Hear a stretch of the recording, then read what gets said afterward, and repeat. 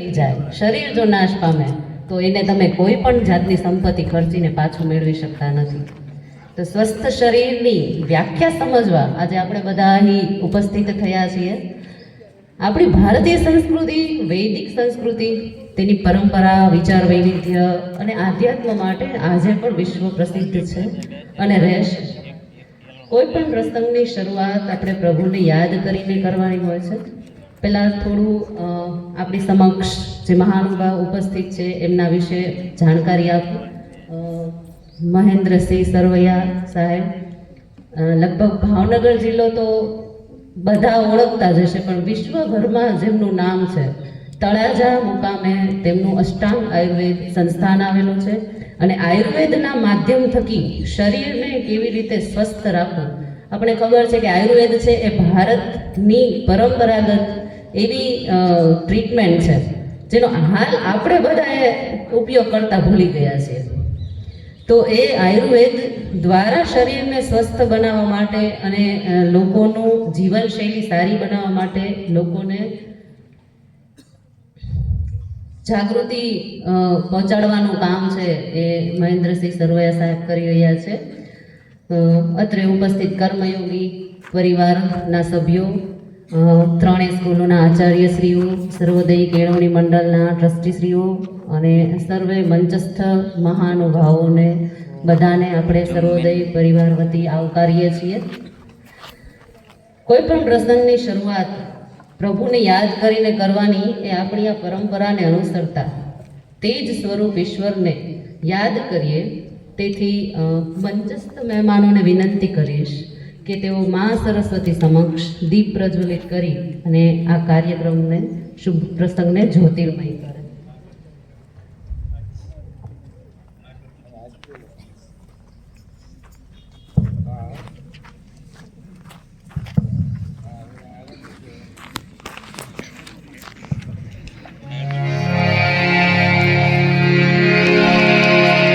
શુભં કરોતુ કલ્યાણં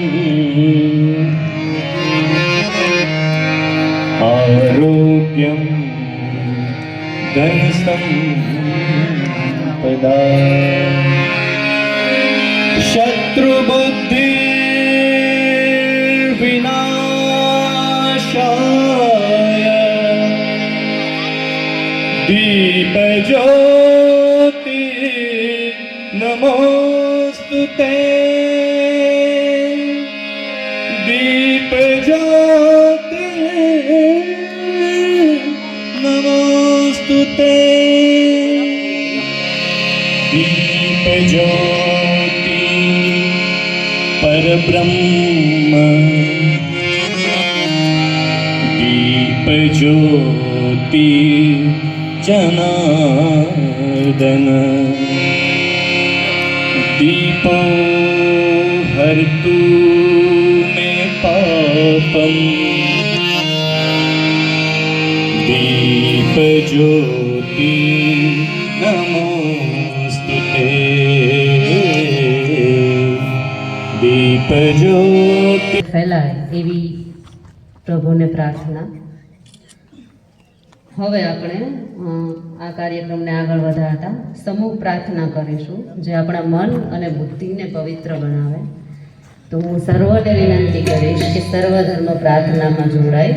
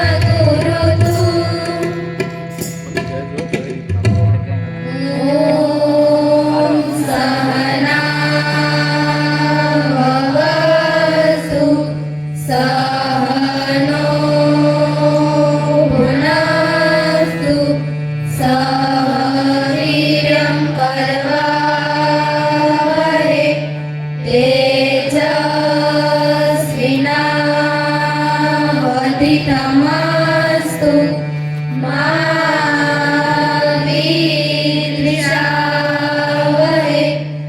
ओम शांति शांति शांति।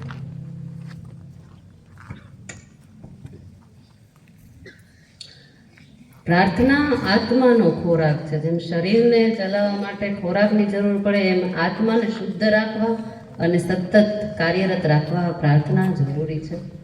ખૂબ સરસ પ્રાર્થના બાદ આપણે સ્વાગત ગીત તરફ જઈએ.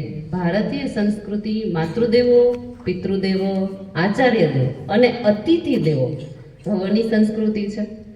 તેવી જ આજના પ્રસંગે આપણને માર્ગદર્શન આપવા પધારેલા ડૉક્ટર સરવૈયા સાહેબ તેમજ અન્ય મહેમાનોનું સ્વાગત કરવા માટે સ્વાગત ગીત લઈને આવશે શ્રી DS સલોદ ગર્લ્સ હાઈસ્કૂલની બહેનો અને શિક્ષક શ્રી મલુકા સાહેબ.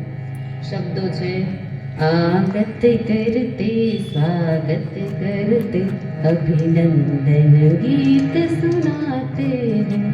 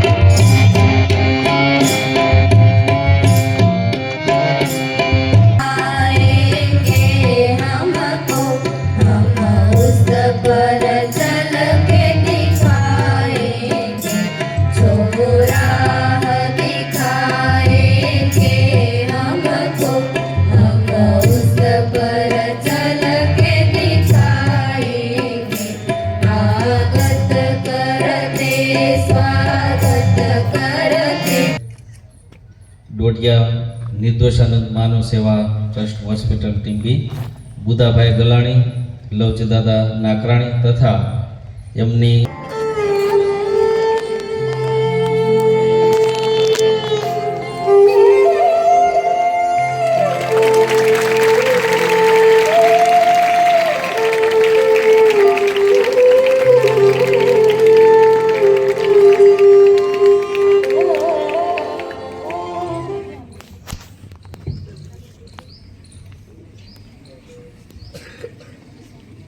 નીકળે, કૂવો ખોદો તો આખી સરિતા નીકળે.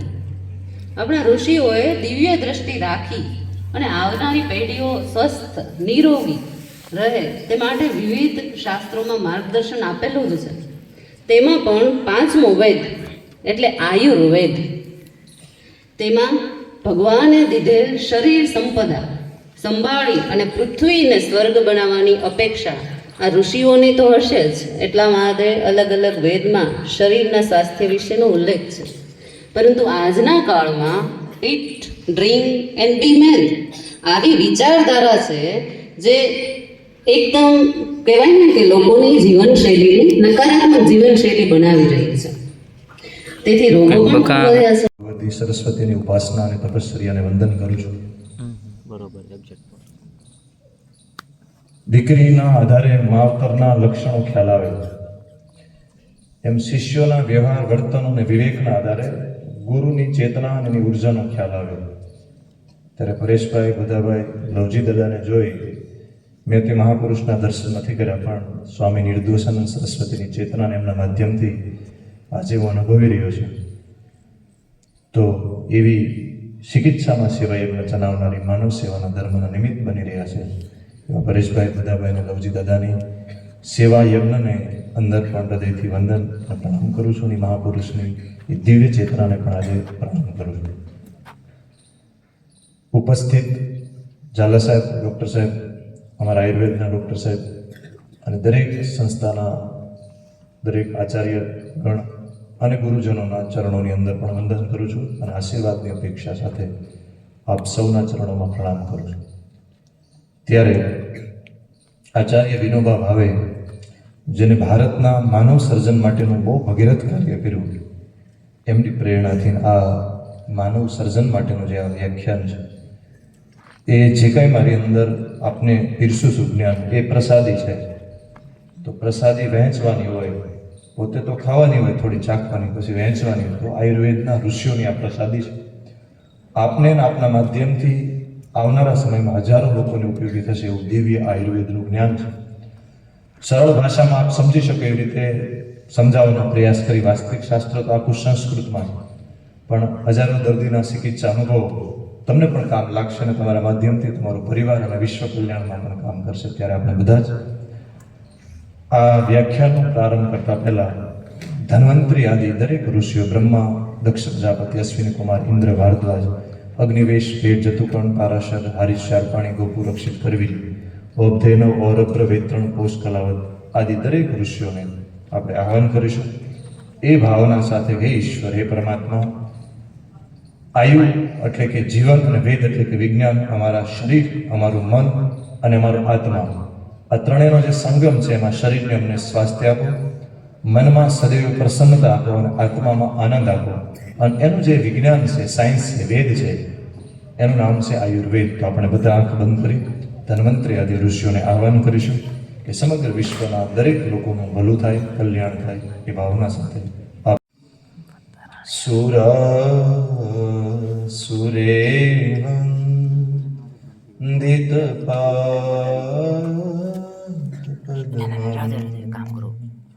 બેટી શેરમાં ગયો હશે. લોકે જરારુક ભયમૃત્યુનાશમ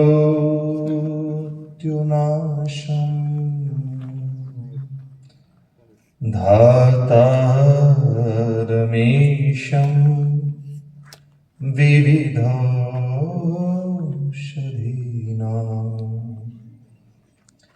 ચવ્યોમવાતા વનિવારિવહનિમ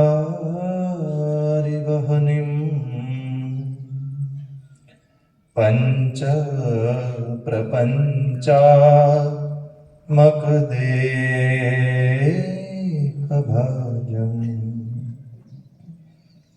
સંતાપ સંપાત જરાજ્વરાંતકમ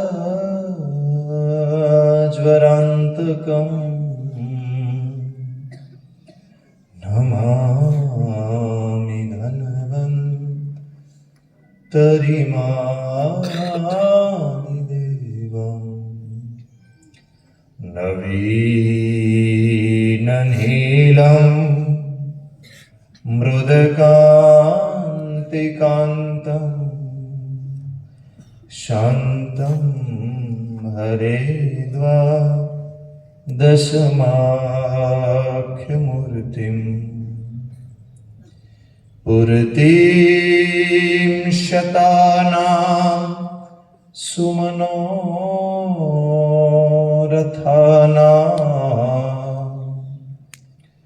નમામિ ધન્વन्तરિમાદિદેવં રાગાદિરોગાન સતતાનુશક્તા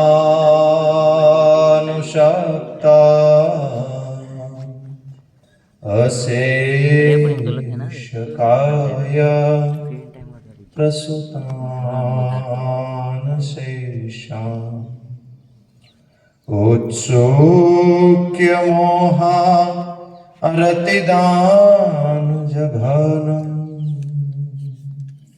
યો પૂર્વવેદ્યાય નમોસ્તુ તસ્मै ત્વમેવ માતા ચ પિતા ત્વમેવ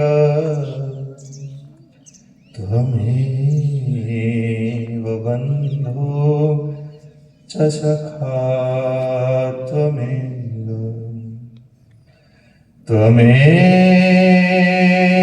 વિદ્યા દ્રવિણં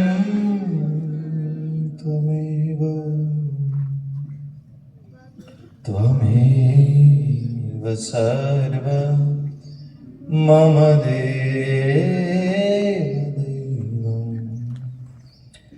કાયેન વાચા મનસેન્દ્રિયેવા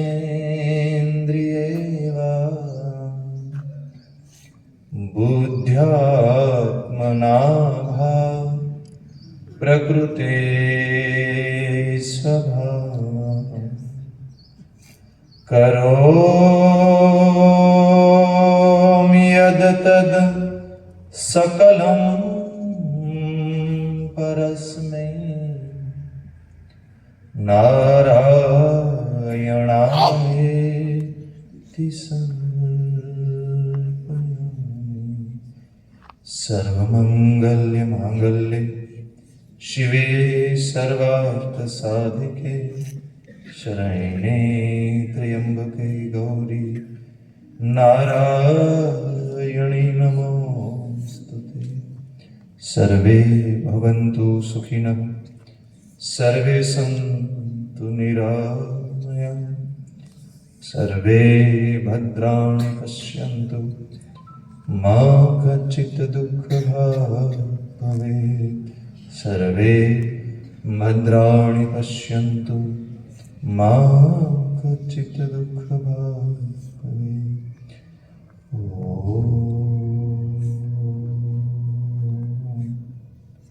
શાંતિ શાંતિ શાંતિ.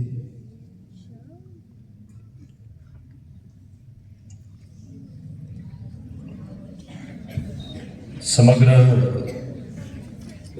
માનવજાત ઉપર આવનારા 10 થી 15 વર્ષની અંદર બહુ જ મોટો ખતરો આવી રહ્યો છે.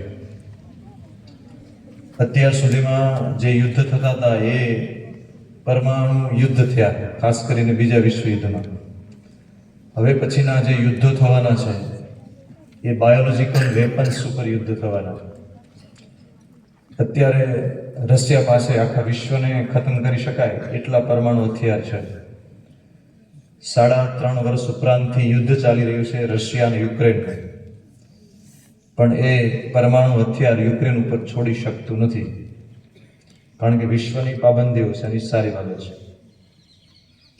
મેડમ ક્યુરીએ જેને પરમાણુની ખોજ કરી ઉર્જાની, એમની અંતિમ યાત્રામાં, અંતિમ જીવન શબ્દમાં એમને પોતાની આત્મકથામાં લખ્યું છે કે આ શોધ મારા જીવનની બહુ જ મોટી ભૂલ ભરેલી શોધ હતી, કારણ કે એમને ઉર્જાના નિર્માણ માટે પરમાણુ ઉર્જાની શોધ કરી હતી અને માનવે પોતાની કુબુદ્ધિનો દુરુપયોગ કરીને માનવના નાશ માટે પરમાણુ ઉર્જાનો ઉપયોગ કર્યો. અને અત્યારે પણ હજી હિરોશીમા અને નાગાસાકી જે બીજા વિશ્વ યુદ્ધમાં પરમાણુ બોમ્બનો લિટલ બોયને 2 બોમ્બનો ઉપયોગ થયો, હજી પણ ત્યાં ખોળખાપણવાળા માણસો જન્મે છે. એમ કોરોના કાળ હજી શંકાસ્પદ છે કે એ કુદરતી રીતે નિર્માણ પામેલો વાયરસ છે કે એ બાયોલોજિકલ વેપન છે. જેમ સુભાષચંદ્ર બોઝ અને લાલ બહાદુર શાસ્ત્રીનું મૃત્યુ રહસ્યમય છે, એવી જ રીતે આ પણ રહસ્ય જ રહેશે. એ એક ઝલક હતી આવનારા યુદ્ધોની. તો તમે લોકો અત્યારે વિદ્યાર્થી કાળમાં છો, અને જ્યારે તમારી જ્યારે યૌવન વયે તમે પહોંચશો, બધા યુવાન બનશો કિશોરમાંથી, ત્યારે આ બધી પરિસ્થિતિનો તમારે સામનો કરવાનો રહેશે. એ પરિસ્થિતિમાં તમે અત્યારથી તમારી જાતને એના માટે તમારે તૈયાર કરવી પડશે. તો અત્યારે જે સમયનું ચક્ર ચાલી રહ્યું છે એ આવનારા ઉજ્જવળ ભવિષ્ય માટેનું ચક્ર ચાલી રહ્યું છે. પહેલો જે યુગ હતો એ આત્માનો યુગ હતો, જેમાં ધ્યાન, યોગ, સાધના, તપશ્ચર્યા, અને જેની પાસે જે વધારે એની સંપત્તિ હોય એની પાસે આસપાસ સમગ્ર માનવ સમાજ સુરક્ષાનો અનુભવ કરતો હતો, અને એને આપણે સતયુગ કહેતા હતા. પછી ધીરે ધીરે પ્રકૃતિનો એક નિયમ છે કે હંમેશા પરિવર્તન કરે. તો આ પરિવર્તનશીલ કાળની અંદર ધીરે ધીરે એ જે ઉર્જાની શક્તિઓનો સંચય છે એ આત્મામાંથી શરીર તરફ આવ્યો. જે મહાભારતનો કાળ હતો કે જેની પાસે બાહુબલ હોય, ભીમ છે, જરાસંઘ છે, એની પાસે શક્તિની ઉર્જા અને સમાજ એના તરફ આકર્ષિત રહેતો, અને એ પણ ધીરે ધીરે ધીરે ધીરે કાલચક્ર પરિવર્તન થયું અને બોડી એટલે કે બુદ્ધિ એટલે શરીર માંથી ધીરે ધીરે માઇન્ડ તરફ આવ્યું. સોલ આત્મા, પછી બોડી એટલે શરીર, અને પછી માઇન્ડ એટલે બુદ્ધિ. ગમે એવો પહેલવાન હોય એની પાસે શરીરનું બળ હોય, હાથીનું બળ હોય. મહાભારતમાં હાથીના બળ આધારે યોદ્ધાઓને બધી નિશ્ચિતતા થતી હતી. પણ માણસ પોતાની બુદ્ધિ એટલી બધી ડેવલપ કરી કે થોડાક દિવસ પહેલા કાલે જ ઓસ્ટ્રેલિયાના સિડનીની અંદર એક વ્યક્તિએ કેટલા બધા લોકોની હત્યા કરી બુદ્ધિની ઉપર રાઇફલ દ્વારા. સામાન્ય દુબળો પાતળો વ્યક્તિ હોય, એના શરીરમાં બળ ન હોય, પણ એક પરમાણુ બટ્ટાની જ્યારે દબાઈ ગઈ, પીએમ કક્ષાએ હોય અથવા કોઈ ઉપર કક્ષા હોય, ત્યારે લાખો લોકોનો એક સાથે મૃત્યુ લઈ શકે. એની પાસે ગમે એટલી બુદ્ધિ હોય, એનો મતલબ નથી. તો આ પ્રક્રિયા ચાલી આવતી હતી, અને 19મી સદી આખી બુદ્ધિની સદી હતી. વિનોબા ભાવે, રવિન્દ્રનાથ ટાગોર, સ્વામી વિવેકાનંદ અને એવા ઘણા બધા મહાપુરુષોએ 19મી સદીમાં એવું કીધું હતું કે 21મી સદી ભારતની સદી હશે. તો એ કઈ સદીની વાત હતી? અને એ સદી હતી એ આત્માની સદી હતી.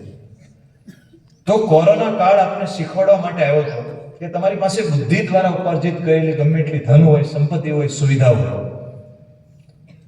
ત્યાં તમારી બુદ્ધિ પહોંચશે નહીં.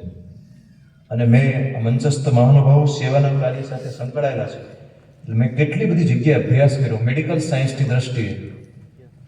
કોરોના એ હાઈલી ઇન્ફેક્ટેડ વાયરલ કહેવાય. એક વ્યક્તિ 1000 વ્યક્તિ સુધી એક દિવસમાં પહોંચી શકે, અને 10 ગણી સ્પીડમાં મ્યુટેશન થઈ શકે એટલો વાયરસ. તો એ સાયન્સ એવું કહે છે. તો જે વ્યક્તિ શમશાનની અંદર લાશ ઉઠાવી અને એનો અગ્નિ સંસ્કાર કરતો હોય, એનું કન્ટામિનેશન સૌથી પાવરફુલ હોય, એટલે સૌથી વધારે એની નજીક હોય, તો સૌથી વધારે મૃત્યુ શમશાનની લાશ ઉઠાવવાવાળા હોવો જોઈએ. મારો આ બહુ પરફેક્ટ અનુભવ છે પરેશભાઈ, કે જે લોકો ના દીકરાને પોતાના પિતાજીએ ખંભા ઉપર ઊંચકીને મોટો કર્યો હોય, એ દીકરાને ડર હતો કે મારા પિતાજીને કોરોનામાં મૃત્યુ થયું છે, તો મને કોરોના છે, હું મારા પિતાજીની પાછળ મૃત્યુ પામીશ, તો મારે અગ્નિ સંસ્કારમાં જોડાવું નથી. ત્યારે સમાજના સેવાભાવી લોકો જેની કોઈ આંખની ઓળખાણ નથી, એક લાકડા ભેગા કરી ખાસ કરીને ઓમિક્રોન સેકન્ડ વેવની અંદર એ અગ્નિ સંસ્કાર આપતા હતા. અમારો સર્વે છે, અને અત્યાર સુધી કોઈ મને એવું સર્વે ખોટું નથી પાડ્યું, ખોટું પાડે તો જાહેરમાં સ્વીકારીશ કે અગ્નિ સંસ્કાર જે કોરોનાની લાશના સંપર્કમાં રહેતા હતા એને મૃત્યુ થવું જોઈએ, અને કોરોના થવો જોઈએ, એક પણ વ્યક્તિને ઊની આંચ પણ નથી આવી સાહેબ. એનાથી ચમત્કાર તો જો તમે, એના પરિવારના લોકોને પણ ઊની આંચ નથી આવી. આનું શું કારણ? રાજભાઈ ગઢવી મારા મિત્ર છે, લોક સાહિત્યકાર. અમારે હમણાં થોડાક દિવસ પહેલા એમના ત્યાં જવાનું થયું, એમના ઘરે મેસમાં. ત્યારે રાતે રોટલા હતા ને ત્યારે મેં ચર્ચા કરી હતી કે ચોગટ ગામમાં 10,000ની વસ્તીમાં 121 લોકોના મૃત્યુ થયા. ઉગામેડી ગામમાં લગભગ 97 આસપાસ મૃત્યુ થયા.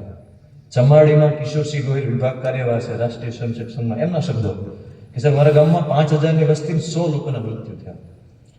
દિહોર ગામમાં એક પણ મૃત્યુ નથી, 15,000ની વસ્તી છે. દિહોરનું ગામ, બાજુનું ગામ ભદ્રાવળ ગામ, 7,000ની વસ્તી, 73 લોકોના મૃત્યુ. શું કારણ? એકમાત્ર કારણ કે આખા ગામ આયુર્વેદ શાસ્ત્ર જે ઋષિઓ આપેલું છે, ઉકાળેલું પાણી છે. ચરક સંહિતાની અંદર, વિમાન સ્થાનની અંદર આખો એક અધ્યાય છે, જનપદો દંશ વિમાની અધ્યાય. કે એક સાથે પેન્ડેમિક ડિઝીઝ ફેલાય ત્યારે તમારે કઈ રીતે કંટ્રોલ કરવું, એની પ્રથમ ચિકિત્સા છે ઉષ્ણોદક, ગરમ પાણી. તો તમને થાય આખી દુનિયામાં આટલું બધું સંશોધન ચાલે, રિસર્ચ ચાલે અને ગરમ પાણી? હા, શાસ્ત્રમાં લખ્યું છે. શાસ્ત્રમાં એટલા માટે લખ્યું છે કારણ કે એને લોકોની મજબૂરીનો ઉપયોગ કરી અને અર્થોપાર્જન નહોતું કરવું, એના જીવનમાં મનુષ્યને જીવ માત્રનું કલ્યાણ હતું. એટલે એને સાચી ચિકિત્સા આપી. અને રિયલ મારા લાખો લોકોના કોવિડના મારા અનુભવના આધારે કહી શકું કે કોઈ પણ તાવ હોય કે પછી કોરોના હોય, ફ્લૂ હોય કે ભવિષ્યમાં જે કાંઈ બાયોલોજિકલ વેપન વપરાય કે ન હોય, કોઈ પણ તાવ હોય, એનું સૌથી શ્રેષ્ઠ કોઈ હથિયાર હશે તો એ ઉકાળેલું પાણી છે. દીપલમ પાચનમ જ્વરગ્નમ, ભૂખ લગાડે, પાચન કરે, જ્વર એટલે શરીર અને મનમાં રહેલા દરેક દોષોને દૂર કરે. આપણા શરીરમાં 3 ભાગ પાણી છે અને આપણા લોહીમાં 92% જેટલું પાણી છે. તમે વોટર બેલેન્સ કરી લ્યો તો બોડીના બ્લડના માધ્યમથી ઇન્ફેક્શન સ્પ્રેડ થવાનું હોય, સ્પ્રેડ ન થાય. એટલે આયુર્વેદમાં અલગ અલગ રોગ પ્રમાણે અલગ અલગ મેડિકેટેડ વોટર આપેલા છે, ઔષધિયુક્ત જળ આપેલા છે. પરેશભાઈ કષ્ટાંગ આયુર્વેદ ધામ આવી ગયા, અવારનવાર એમના સ્નેહીજનો પરિવાર ખુદ આવતો હોય, મળવાનું થતું. ત્યારે મારા દરેક દર્દીમાં 99.99% દર્દીમાં ચિકિત્સામાં ઔષધ સિદ્ધ જળ હોય. એનું કારણ આ ચરક સંહિતાનું રેફરન્સ છે. તો આપણી આસપાસ એવી ઘણી બધી ઔષધિ છે કે એનું પાણી આપણે પીએ તો આપણા શરીરનું બધું જ ઝેર બહાર કાઢી નાખે. અને આપણી જો ઇમ્યુનિટી પાવરફુલ હશે ને તો ભવિષ્યમાં કોઈ પણ પ્રકારના વાયરસ, બેક્ટેરિયા આપણા શરીરમાં આવશે પણ આપણે નુકસાન કરી શકશે નહીં. તો એ બધી ઔષધિઓ છે, એની તૈયારી આપણા શાસ્ત્રમાં છે અને વર્તમાન પ્રમાણે એનું આચરણ કરવાનું. ત્યારે આ સેવાનું જે શક્તિ છે એ અદ્ભુત શક્તિ છે. તો હવે જે યુગ આ હતો કોરોના, એ બુદ્ધિના યુગની સમાપ્તિ હતી. અત્યારે WHO, વર્લ્ડ હેલ્થ ઓર્ગેનાઇઝેશન જે છે, વિશ્વની જે આરોગ્યની સંસ્થા છે, તમે કદાચ ત્યારે ટીવીમાં, ન્યૂઝમાં સાંભળ્યું WHO ની ગાઈડલાઇન્સ આવી, આમ સોશિયલ ડિસ્ટન્સિંગ, માસ્ક, સેનિટાઈઝર બધું ચાલતું હતું. એના જે પ્રેસિડેન્ટ છે ડોક્ટર ટેડ્રોસ આંદામાન ગેબ્રિયસ. હવે આ WHO એટલે આખા વિશ્વનો હેલ્થનો વડો, એના પ્રેસિડેન્ટ. અને આખા વિશ્વમાં ચર્ચા થઈ કે કોરોના ઇન્ફેક્ટિવ ડિઝીઝ છે, એકબીજાને ચેપ લાગનારો છે. ભારત હેલ્થ ફેસિલિટીમાં વિશ્વમાં બહુ નીચલા ક્રમે આવે, હેલ્થ ફેસિલિટીમાં. અમેરિકા, યુરોપ આપણાથી ખૂબ ઉપલા ક્રમે આવે. આપણી વસ્તી પણ 1,40 કરોડ 45 કરોડ જેટલી આપણી વસ્તી. તો આ ભારતમાં સૌથી વધારે મૃત્યુ થશે, આવું આખા લોકોના વિશ્વનું WHO નું પ્રેડિક્શન હતું. કોરોના થયું ઊંધું કે ભારતમાં ઓછામાં ઓછા મૃત્યુ થયા અને યુરોપમાં, અમેરિકામાં મેક્સિમમ મૃત્યુ થયા. તો એ લોકોએ સર્વે કર્યો હતો. એનું સર્વેનું કારણ શું? એમાં 2-3 કારણ નીકળ્યા. એનું સૌથી પહેલું કારણ હતું ભારતની સામાજિક વ્યવસ્થા. વિદેશમાં એકબીજા સાથે, સમાજ સાથે, એકબીજા સાથે આત્મીયતાથી એટલું બધું સંકલન નહીં અને ભારતમાં આત્મીય સંકલન ખૂબ. એટલે કેટલી બધી સેવાભાવી સંસ્થાએ, સેવાભાવી લોકોએ ભારતમાં કોઈને ભૂખ્યા હોવા નથી દેતા. લોકડાઉન હતું, રોજગાર બધા બંધ હતા, પણ ભગવાને જેને લક્ષ્મીજીની કૃપા હતી એ બધા લોકોને ભૂખ્યા સુવા દીધા નથી અને એકબીજાને મદદ કરી. મારો ખુદનો અનુભવ કે ઉકાળા વિતરણ કેન્દ્રમાં જતા હતા, કેટલા બધા લોકો બિચારા પોતાના શરીરનો, મને તો વૈદ હતો, ચિકિત્સક હતો, એટલે મને ખ્યાલ હતો કે આ કેટલું અઘરો વિષય છે. પણ જેને કોઈ ખબર નથી, ખાલી વિશ્વાસ ઉપર, સેવાની ભાવનાથી ગામડે હળદર, તુલસી, ગળો, સૂંઠ, આ બધી ઔષધિના ઉકાળા વિતરણ, ચિકિત્સા, કેટલા બધી સંસ્થાઓએ લોકોને એટલી બધી સેવાઓ કરી. પછી એલોપેથીનું ક્ષેત્ર હોય, આયુર્વેદ ક્ષેત્ર હોય, હોમિયોપેથી ક્ષેત્ર હોય, દરેક ક્ષેત્રના લોકોએ. આ બીજું જે કારણ હતું એ ભારતના સેવાની ભાવના. આ બે મુખ્ય કારણ. ત્રીજું કારણ એમાં એ પ્રેડિક્શનમાં આવ્યું કે ભારતના લોકોના ડીએનએમાં આયુર્વેદ અને યોગ પડેલો છે, પણ એની ઉપર જેમ નાળિયેરની અંદર પાણી હોય, ટોપરું હોય ને ઉપર છાલા હોય, જ્યાં સુધી તમે છાલા ના કાઢો ત્યાં સુધી નાળિયેરનું પાણી તમે લઈ ન શકો, ટોપરું અને સ્વાદ ન ખ્યાલ આવે અંદર શું કઈ રીતે છે. તેમ કોરોના કાળમાં ભારત લોકોને ખબર પડી કે ભાઈ આનો કોઈ ઈલાજ નથી, આની કોઈ સફળ વેક્સિન નથી, તો ચાલો ને આપણે આપણો આયુર્વેદ યોગ અપનાવીએ. અને લોકોએ ભારતીય પ્રાચીન શાસ્ત્ર પ્રમાણે અલગ અલગ આયુર્વેદનું આચરણ કર્યું અને એના કારણે આપણા ઋષિઓએ કીધું કે તુલસી, ધારો કે ઉદાહરણ આપો તુલસી, તો તુલસીનું સંસ્કૃત નામ છે અપેતત રાક્ષી. દેવ દુદુંબી, સુરસા, સુર એટલે દેવો ત્યાં સદૈવ છે. અપેતત રાક્ષી, રાક્ષસ એટલે કે નકામા વિચારો અને નકામા જે નુકસાનકારક છે એને દેવત્વમાં પરિણિત કરે એટલે દેવ દુદુંબી. એટલે આપણા શરીરમાં કોઈ હાનિકારક વાયરસ બેક્ટેરિયા દાખલ થયા હોય એને પોઝિટિવ કન્વર્ટ કરી દે, એનું નામ છે અપેતત રાક્ષી. એટલે આપણા ઋષિઓને ખબર હતી કે આવનારા સમયમાં આ બધી તકલીફો થવાની છે, એટલે ધર્મના માધ્યમથી અને સાયન્સને જોડી દીધું કે તમારા આંગણામાં તુલસી રાખો અને રોજ એને પ્રણામ કરો, કારણ કે એની આસપાસ તમારા શ્વાસમાં તુલસીના ધન જાય એટલે તમારું રેસ્પિરેટરી સિસ્ટમ પાવરફુલ રહે, ઇમ્યુનિટી સારી રહે. અને બાળકોના 90% પ્રોબ્લેમનું મૂળ કફ અને કૃમિ હોય.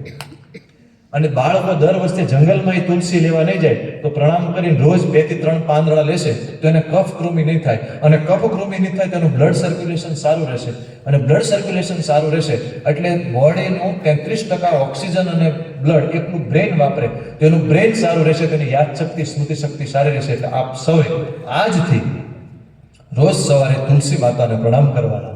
નમો દેવ્યે મહાદેવ્યે શિવાય સતતમ નમઃ. નમઃ પ્રકૃતે ભદ્રાય નિયતા પ્રણતા સ્મતા સર્વ મંગલ્ય માંગલ્ય. એ મંગલકારી દેવી જ ઔષધિ ઇતિ માતરમ અથર્વે, ઔષધિ મા સમાન છે. તદ્વો દેવી રૂપમ બ્રુવે, એના સેવનથી આપણા શરીર અને આત્મામાં દેવત્વ જગાડે. એટલે નમો દેવ્યે મહાદેવ્યે શિવાય સતતમ નમઃ. નમઃ પ્રકૃતે ભદ્રાય નિયતા પ્રણતા સ્મતા. આપણી નિયતિ બદલી નાખે, આપણા ભાગ્ય બદલી નાખે. સર્વ મંગલ્ય માંગલ્ય શિવે સર્વાર્થ સાધિકે. શરણે, તારા શરણે આવ્યો, શરણે ત્ર્યંબકે ગૌરી નારાયણી. પ્રાર્થના કરી અને 5 પાન તુલસીના બધાએ રોજ લેવા જોઈએ. 5 પાન, એમથી વધારે 5 પાન બધાએ. આંગણામાં એટલા માટે છે કે આપણે એને પૂજા કરી પ્રકૃતિનું સન્માનનો સંસ્કાર શીખીએ, અને સંસ્કારની સાથે સાથે આપણે એની ઓરાનો અનુભૂતિ પણ કરીએ. આપણી અંદર સૂક્ષ્મ શરીરમાં એની ચેતના આવે અને આપણું આરોગ્ય પણ સારું. એટલે શરીર, મન અને આત્માનું જે વિજ્ઞાન છે, આયુર્વેદ છે, એટલે આપણા ઘરે ઘરે આયુર્વેદ છે, આપણે એને ભૂલવું જોઈએ નહીં. તમારામાંથી જેને જેને વારંવાર શરદી ઉધરસ થતા હોય એ 2 થી 3 મહિના 10 થી 15 પાન લેવાનું ચાલુ કરો, લગભગ તમારે 99.9% એક પણ દવાની જરૂર નહીં પડે. ઘણા બધાને વારંવાર. અને ઋતુજન્ય જે રોગશાળો ફેલાય એ પણ એકદમ હળવો થઈ જશે. એટલે આપણી બધાની આ જવાબદારી છે, આ પ્રસાદી છે, આ પ્રસાદીને ફરીવાર ઘર ઘર સુધી વહેંચવાની છે. એટલે તમે જ્યાં સુધી જીવો ત્યાં સુધી બધા લોકોને તુલસીના પ્રણામ, એનું આહવાન, આંગણામાં તુલસીનું સ્થાપન અને તુલસી માતાના રોજ 5 થી 10 પાન મા સ્વરૂપે આપણે દીકરા દીકરી તરીકે સેવન કરવાનું ચાલુ રાખે. અતિશય માત્રામાં લેવાય નહીં, નકર એક તાસીરે ગરમ પડે. એટલે 4 થી 5 પાન લેવાના છે. શરદી કફ હોય એ લોકો વધારે લઈ શકે, પણ કફ ઓગળે ત્યાં સુધી એને ગરમ ન પડે, પછી ગરમ પડી શકે. ત્યારે આ બધા એક એક ઔષધિની એક દિવસની કથા થઈ શકે એટલી ઔષધિનું ગૂઢ વિજ્ઞાન છે. આપણા આંગણામાં રહેલી ઔષધિઓ સામાન્ય નથી. ત્યારે આ ઔષધિના સેવનથી આપણે કર્યું અને એના જ કારણે બચ્યા. તો ત્યારે શાસ્ત્ર પ્રમાણે હળદર આપણા રસોડામાં છે. તમને ક્યારેક લાગી હોય તો હળદર લગાડજો, પાકશે નહીં. કોઈને ગળામાં બળતરા થતી હોય, ઇન્ફેક્શન લાગે, લેરિન્જાઇટિસ, ફેરિન્જાઇટિસ, ત્યારે હળદર મીઠાના કોગળા કરજો, તરત જ ઇન્ફેક્શન કંટ્રોલ થઈ જશે. તો હળદર એ સારામાં સારી એન્ટીબાયોટિક છે. ઇન્ટરનેશનલ લેવલે હવે પ્રૂફ થઈ ચૂક્યું છે. વર્ષોથી આપણે હળદરવાળું દૂધ તો પીતા, પણ એ હળદરવાળું દૂધ એટલા માટે આવ્યું કે હળદર એકલી બાળકો ન પીતા, એટલે હળદરવાળું દૂધ. વાસ્તવિક દ્રષ્ટિએ કફમાં દૂધ ન લેવાય. એટલે દૂધ ગરમ કરી નાખે અને એમાં થોડીક હળદર નાખી દે એટલે તર નીકળી જાય, કફ ઓછો, હળદરનો પાવર વધી જાય. બાકી તમને કફ શરદી હોય તો હળદર એમના ગરમ પાણીમાં લેવી જોઈએ. પછી ન ફાવે તો છોકરાને પીવા માટે દૂધ સાથે પ્રયોગ કર્યો. ચોથી ઔષધિ, ત્રીજી ઔષધિ એ સૂંઠ. સૂંઠનું સંસ્કૃત નામ છે વિશ્વ ભેષજ, યુનિવર્સલ મેડિસિન, જિંજર, અને ગુજરાતી નામ આપણે સૂંઠ કહીએ. તો આખા વિશ્વમાં સૌથી વધારે વપરાતી ઔષધિ સૂંઠ છે, અને સૂંઠ કફ દૂર કરે. અને આ ત્રણે થોડાક તાસીરે ગરમ, પણ ગળો છે એ ગરમે નહીં ઠંડી, ગરમ નહીં અને નહીં ઠંડી, બેલેન્સ કરે. એટલે ઉકાળો ગરમ ન પડવા દે, ઇમ્યુનિટી વધારે. એટલે ગળોનું નામ છે દેવ નિર્મિતા. આ બધા માનવી સંકટ જ્યારે ઊભા થાય ત્યારે દેવતા અને પરમાત્મા રક્ષણ કરે. એટલે તુલસી, દેવ દુદુંબી અને ગળો દેવ નિર્મિતા, વચ્ચે વિશ્વ ભેષજ અને હળદર. આ હળદર, તુલસી, ગળો, સૂંઠનો ઉકાળો દિહોર ગામમાં, આખા ગામમાં 15 દી બધાને પાયો. અને કોઈને પણ તકલીફ થાય તો આ ઉકાળો પીવાનો. એનાથી શું થયું કે દરેકના શરીરમાં વાયરસ આવ્યા, પણ વાયરસને ડેવલપ થવા માટેનું વાતાવરણ મળ્યું નહીં. અને બધાના શરીરમાં વાયરસ દાખલ થાય, બેક્ટેરિયા દાખલ થાય, પણ બધાને હોસ્પિટલાઇઝેશન કરવા પડતા નથી. જેના શરીરમાં નકામો કફ હોય એ કફ બધો ફેફસામાં ભેગો થાય. ડોક્ટર સાહેબ અહીંયા છે, અને એમને અપર રેસ્પિરેટરી ટ્રેક ઇન્ફેક્શન હોય તો ઈઝી પડે કવર કરવું, પણ લોઅર રેસ્પિરેટરી ટ્રેક ઇન્ફેક્શન હોય તો અઘરું પડે. તો કોવિડ એટલે કોરોનામાં ફેફસાના નીચેના ભાગની અંદર ઇન્ફેક્શન લાગતું હતું. એનો કફ બહાર કાઢવા માટે ઉકાળેલું પાણી, અને આ ઉકાળો તમે પીવો એટલે કફ બધો નીકળી જાય. કફ બધો નીકળી જાય, બગડી ગયેલો કફ, તો વાયરસ આવે પણ શરીરમાં કફ જમા કરી શકે નહીં. એટલે ઓક્સિજન લેવલ ડાઉન ન થાય. ઓક્સિજન લેવલ ડાઉન ન થાય એટલે એને હોસ્પિટલાઇઝેશન ન કરવા મળે, ક્રિટિકલ બને નહીં. ઉકાળેલું પાણી, ઉકાળો. ત્રીજી વસ્તુ પ્રાણ ચિકિત્સા. ફેફસાની સીધી ચિકિત્સા છે પ્રાણ. માણસને તમે જમવાનું ન આપો તો મહિનો 2 મહિનો ચાલે, પાણી ન આપો તો 15 દી ચાલે, પ્રાણ ન આપો તો 5 મિનિટમાં રામ નામ સત્ય. હરેશભાઈ અને બુધાભાઈ લોજીદાને ખબર છે કે ગાળા દરમિયાન ઓક્સિજનના બાટલા માટે કેટલી દોડાદોડી કરી. હવે તો દિલ્હીમાં સરકાર નક્કી કરે એટલું બધું પ્રદૂષણ થયું કે ઓક્સિજનના વચ્ચે વચ્ચે સેન્ટર ઊભા કરવા. જેમ તમારી ગાડીમાં પેટ્રોલ ખૂટી જાય તો તમે પેટ્રોલ પુરાવા જાઓ, એમ તમને શ્વાસમાં તકલીફ થાય તો ઓક્સિજન સરકાર સેન્ટર રાખશે, ઓક્સિજન લેવા. આપણે પહોંચ્યા ક્યાં વિચાર તો કરો. ઓક્સિજનના સેન્ટર દિલ્હીમાં ચાલુ અત્યારે યોજનામાં છે. ત્યારે પ્રાણ શક્તિ વિશ્વની સૌથી અદ્ભુત શક્તિ છે. માણસનું મૃત્યુ થાય ને ત્યારે પહેલા ભોજન બંધ કરે, પછી પાણી બંધ કરે, અને પછી પ્રાણ બંધ કરે. એટલે આયુર્વેદના ઋષિઓએ 3 રીતે ઔષધિ કીધી કે જે લોકો ભોજન નથી લઈ શકતા એને દવાવાળું ભોજન આપો. અલગ અલગ ઔષધિયુક્ત ખીચડીઓ, 28 પ્રકારની તો ખીચડી આપી, અપામાર્ગ તંદુલી અધ્યાયો. આ રોગની આ ખીચડી, આ રોગની આ ખીચડી. આપણે ખાલી ઘઉં ચોખા ખીચડી સમજીએ. આયુર્વેદમાં 28 તો ખાલી નામ માત્ર, બાકી કેટલી મેડિકેટેડ ડાયટ. હવે તમે ભોજન નથી લઈ શકતા તો મેડિકેટેડ વોટર, દવાવાળું પાણી, ઔષધિયુક્ત જળ. અને પાણી નથી લઈ શકતા તો મેડિકેટેડ એર, ધૂપ. અને કોરોના પછી એક રોગ ફેલાણો, એનું નામ છે મ્યુકરમાઇકોસિસ, બ્લેક ફંગસ. એમાં ઓપરેશન, પોસાકોનાઝોલ ટેબ્લેટ અને એમ્ફોટેરિસિન બી ઇન્જેક્શન, આ 3 જ ઇલાજ મેડિકલ સાયન્સમાં છે. એમાં એમ્ફોટેરિસિન બી હાઈલી લીવર અને કિડની ઉપર ટોક્સિન્સ ઇફેક્ટ કરે, એટલે બને ત્યાં સુધી જેને રિસ્કી પેશન્ટ હોય એને વાપરી ન શકાય. ઘણાને ક્રિએટિન પણ વધી શકે. પોસાકોનાઝોલ રિઝલ્ટ હજી કન્ફર્મ નથી કે મ્યુકરમાં કેટલું કામ કરે, હાઇડ્રેટ છે. ત્યારે ભગવાન ચરકે ચરક સંહિતામાં જ્વર ચિકિત્સાને ધૂપ, પલંકશા નિમપત્રમ વચા કુષ્ટમ હરિતકી સર્પા સયવા સર્પી ધૂપનમ જ્વરનાશ. તમારામાંથી કોઈને પણ તાવ આવતો હોય તમે પ્રયોગ કરીને જોજો. મેં તો હજારો લોકો પર કર્યો, કારણ કે આપણો નથી આ. સરવિયા સાહેબે ગોતેલું નથી, આ ભગવાને ગોતેલું છે. મારું ગોતેલું એમાં ભૂલ હોઈ શકે, એનું ગોતેલું ભૂલ હોઈ શકે. પલંકશા એટલે ગુગળ, નિમપત્ર એટલે લીમડાના પાંદડા, વચા એટલે ગંધારો વજ, કુષ્ઠ એટલે કષ્ટનું લાકડું, હરિતકી એટલે હરડે, સરસપા એટલે સરસવ, સયવા એટલે જવ, અને સર્પી એટલે ગાયનું ઘી. આ બધું સરખા ભાગે મિક્સ કરી તમને તાવ આવતો હોય તો દેતવા અથવા તો છાણું કરીને અડાયા થઈ જાય. પછી દેતવા થઈ જાય, પછી પરિપક્વ ધુવાડો નીકળી જાય, એની પર ધૂપ નાખીને માથે ઓઢી લો, અને દિવસમાં 2 થી 3 વાર શ્વાસ લો. શ્વાસ લેશો એટલે 10 થી 15 મિનિટમાં તમારા તરત જ તમને તાવની અંદર રાહત થવા મળશે. એક સાથે 200-500 લોકોમાં મહામારી ફેલાણેલી હોય આખા ગામમાં, બધાને પાઇન્ટ ઇન્જેક્શન બાટલા ચડી શકે નહીં, બધાની ચિકિત્સા પાઇન્ટ છે પણ નહીં. ત્યારે ડિહાઇડ્રેશનની સ્થિતિ હોય ત્યારે બરોબર છે, ઝાડા ઉલટી હોય ત્યારે આપણા ઋષિએ શોધેલું, આપણા શાસ્ત્રમાં આપેલું સાયન્સ ખૂબ જબરજસ્ત કામ કરશે. તો એ તો ધૂપ એર દ્વારા સીધું ત્યાં અગરબત્તી કરો તો અહીંયા સુગંધ આવે. પાણી તો મર્યાદિત છે, બરફ ઘન કરી દો તો એનાથી વધારે મર્યાદિત, પાણી હળવું કરો એનાથી, અને હવા બધે જ ફેલાઈ શકે. એટલે એક સાથે હવા શુદ્ધ થઈ જાય. એટલે જ્યારે મહામારી ફેલાય એની પ્રથમ ચિકિત્સા છે એ છે યજ્ઞ. પણ યજ્ઞ ન કરી શકે તો આપણે આ રીતે પણ ધૂપ કરી શકીએ. તમે જાતે પણ એ બનાવી શકો છો. પલંગ કશાયદી ધૂપ. તો પાણી, ભોજન અને હવા, આ ત્રણને અમૃત કરવું એ સ્વાસ્થ્યની પહેલી નિશાની છે. તો આપણે બધાએ ભવિષ્ય માટે, સારું રહેવા માટે, મનુષ્યના લાળમાં અમૃત તત્વ છે, પણ સમુદ્ર મંથન ન કરો તો અમૃતની પ્રાપ્તિ ન થાય. સમુદ્ર મંથન તો કરવું પડે. તો બધાએ હવાને, પાણીને અને ભોજનને અમૃત કરતા આપણે શીખી જઈએ તો લગભગ દવાની જરૂર પડતી નથી. અને આપણા ઋષિઓએ ઔષધિ કરતા અદ્રવ્યભૂત ચિકિત્સાને વધારે પ્રાધાન્ય આપ્યું કે જેમાં કોઈ દવાની પણ જરૂર ન પડે. ઘણીવાર ન પણ મળે ક્યાંય દવા, ત્યારે શું કરવાનું? આપણી પાસે હાથમાં મળ્યું એ હથિયાર, આપણા હાથમાં રહેલું હથિયાર છે. તો આપણે બધા આ ત્રણ વસ્તુ શીખી લઈએ પહેલા, એટલે સ્વાસ્થ્યનો એક પાયો આપણો બંધાઈ જાય. પહેલું કામ કરવાનું છે આપણા ભોજનને અમૃત કરતા શીખવાનું.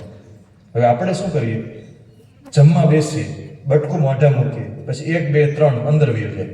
હવે આખું બટકું અંદર જાય, અંદર દાંત તો છે નહીં, એટલે અંદર પચે નહીં, એટલે કાચું રહે. હવે કાચી કેરી હોય એમાંથી ગોટલું છૂટું ન પડે.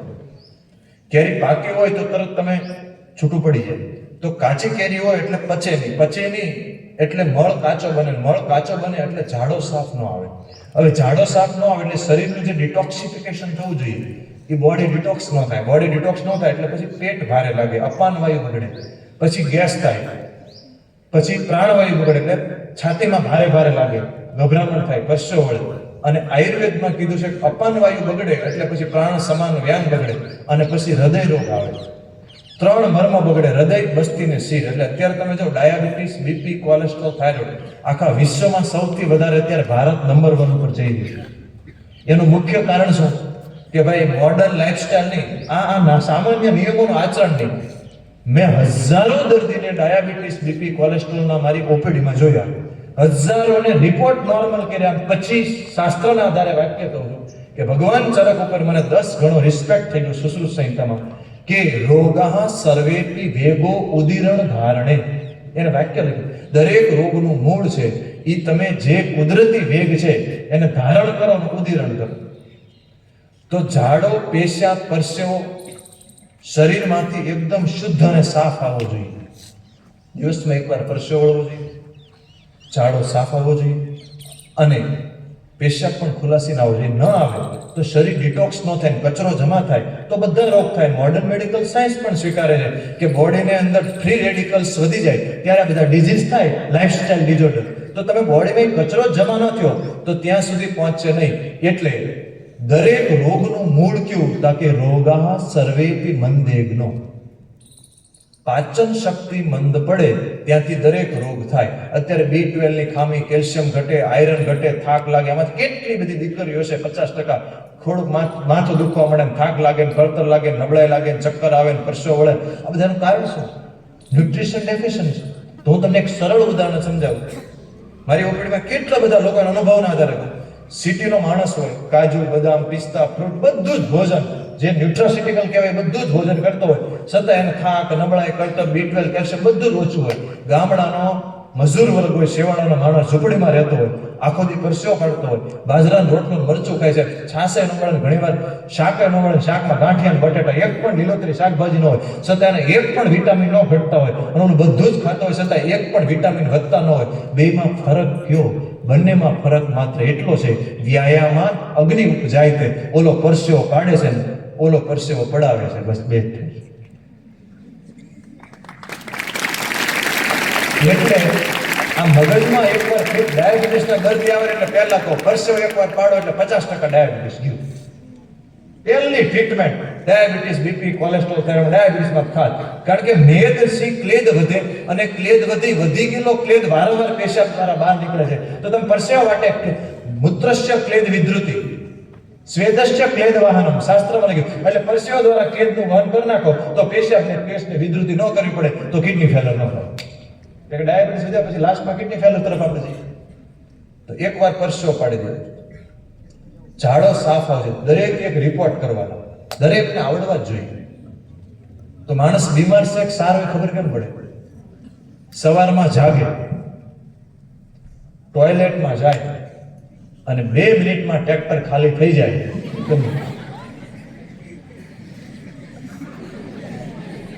અડધી કલાક બળ કર્યા રાખી બધા બીમાર.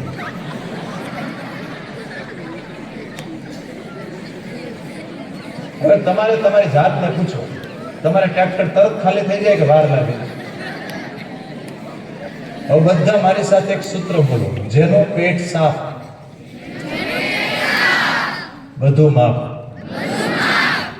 તો હવે એની કઈ રીતે કરવાનું, એનું શું કરવાનું? કારણ કે સમુદ્ર મંથન કરો. હવે સમજો, હવે અગત્યનો વિષય આવ્યો, પાણીને ખાવું અને ખાવાને પીવું. બોલો મારી સાથે બધા. વિચિત્ર લાગ્યું ને થોડું, કે પાણીને ખાવું અને ખાવાને પીવું એવું કઈ હોય? હા, રિયલ સત્ય એવું છે. મનુષ્યના લાળમાં અમૃત તત્વ છે, પણ સમુદ્ર મંથન ન કરો તો અમૃતની પ્રાપ્તિ ન થાય. તો પાણીને દવા બનાવવું હોય તો આવી રીતે પાણી તમારી પાસે જ્યારે તમે પીવો છો, શરૂઆતમાં થોડું થોડું કરજો, પછી આદત સુધરશે. જેટલું થાય એટલું મેક્સિમમ જાય રીતે આમ કરી.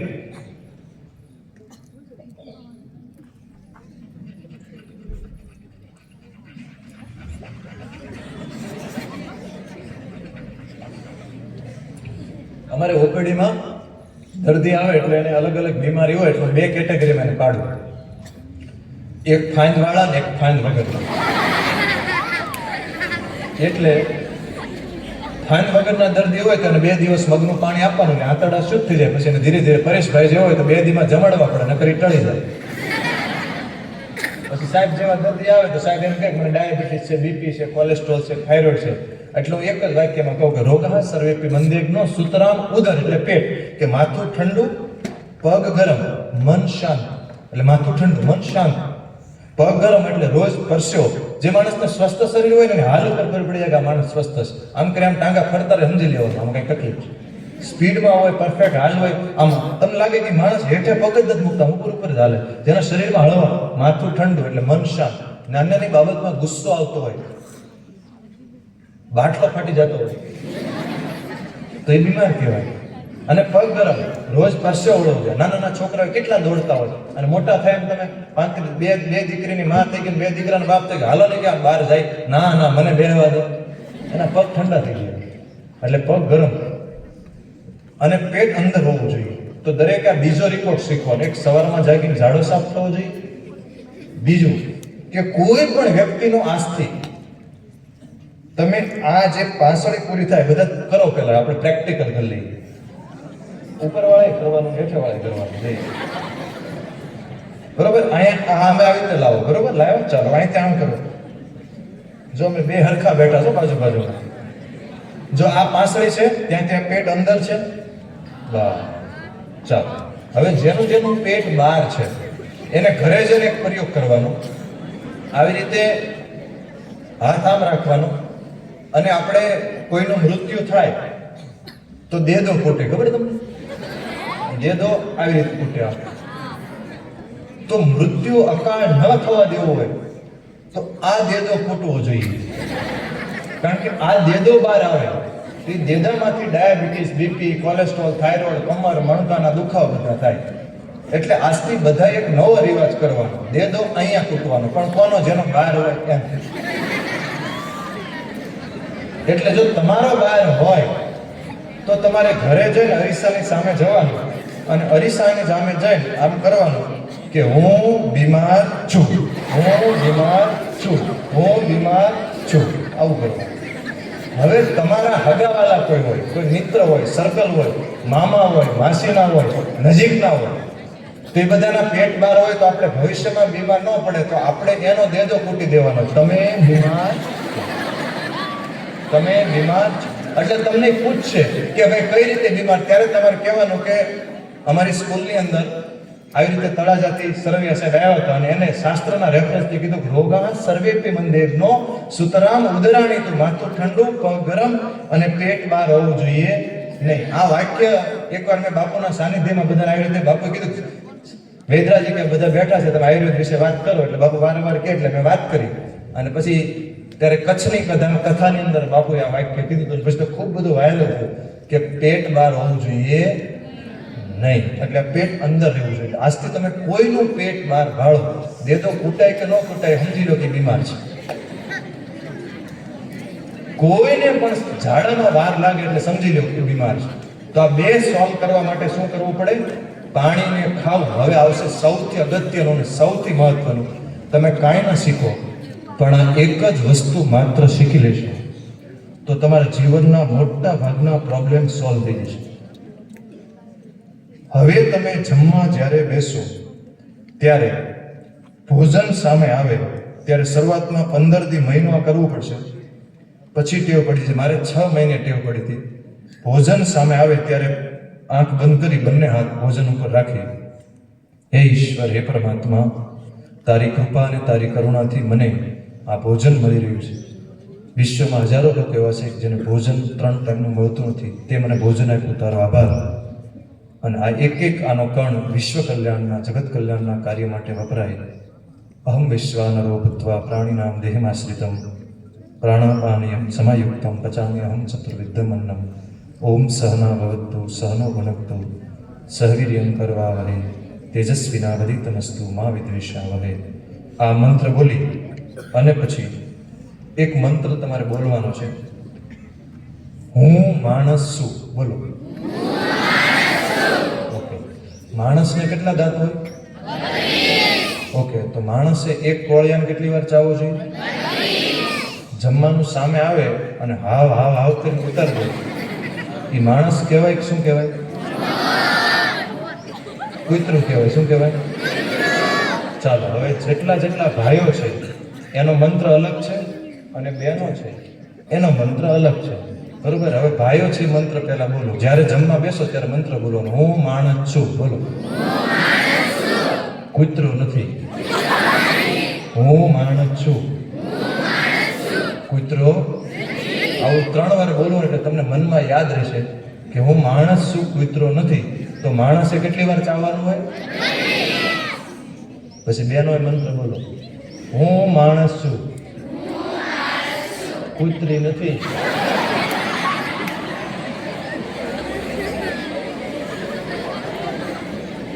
હવે તમને યાદ રહે. જેટલા અહીંયા ગુરુજનો છે ને એ તરત આ વાતને દાદ દેતા હશે અંદર કે સાહેબ ભલે ડોક્ટર રહ્યા પણ શિક્ષક જેવા છે.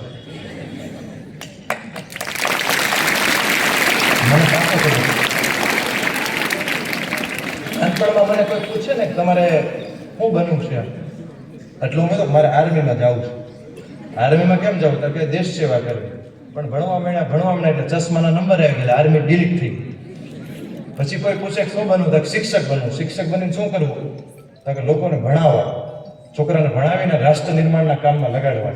તો ભણવામાં ટકાવારી વધારે આવી. ઘરના બધા કે આ તો ડોક્ટર બન્યો છોકરો. એટલે પછી બી ગ્રુપ નહોતું, એ બી ભેગું હતું. પછી બી ગ્રુપ પડ્યું, છેલ્લું અમારું ગ્રુપ. પછી ડોક્ટર બની ગયા. એટલે જે નાનપણમાં જે શિક્ષક બનવાની ને આર્મીમાં જવાની, રાષ્ટ્ર સેવાની દાજ હતી ને અત્યારે દાજ પૂરી કરું છું કે ભાઈ હવે શિક્ષક ન બની શક્યા, આર્મીમાં ન જઈ શક્યા, આપણે એક કામ કરો કે વધારે લોકોને હેલ્થ એજ્યુકેશન પહોંચાડો અને એનાથી રાષ્ટ્ર નિર્માણ કરો. કે આપણે સરહદ ઉપર નથી જઈ શકતા પણ દેશની અંદર પણ રક્ષા કરી શકે. કોરોના કાળમાં તો અંદરથી રક્ષાની વધારે આવશ્યકતા છે. એટલે બધા મારી સાથે ફરીવાર રિપીટ કરો. પાણીને, ખાવાને, પાણીને, ખાવાને. પોપટની જેમ બોલવાનું નથી, જીવનમાં આચરણમાં મૂકવાનું છે. પાણીવાળી ટેવ 2-3 દિવસમાં પડી જશે પણ ખાવાવાળી ટેવ પાડવા માટે વાર લાગશે. અને તમારામાંથી જે લોકોને અહીંયા જેટલા બેઠા એને એસિડિટી, ગેસ અને કબજિયાતનો તકલીફ હોય એ લોકો આજથી આ ટેવ પાડો. એક પણ દવા વગર મિનિમમ 30% થી 80% મટી જશે. જેની પેટ બહાર છે એ લોકો આજે વજન કરો અને ચાવીને જમવાની ટેવ પાડો. 1 મહિના પછી વજન કાંટો કરી લેજો.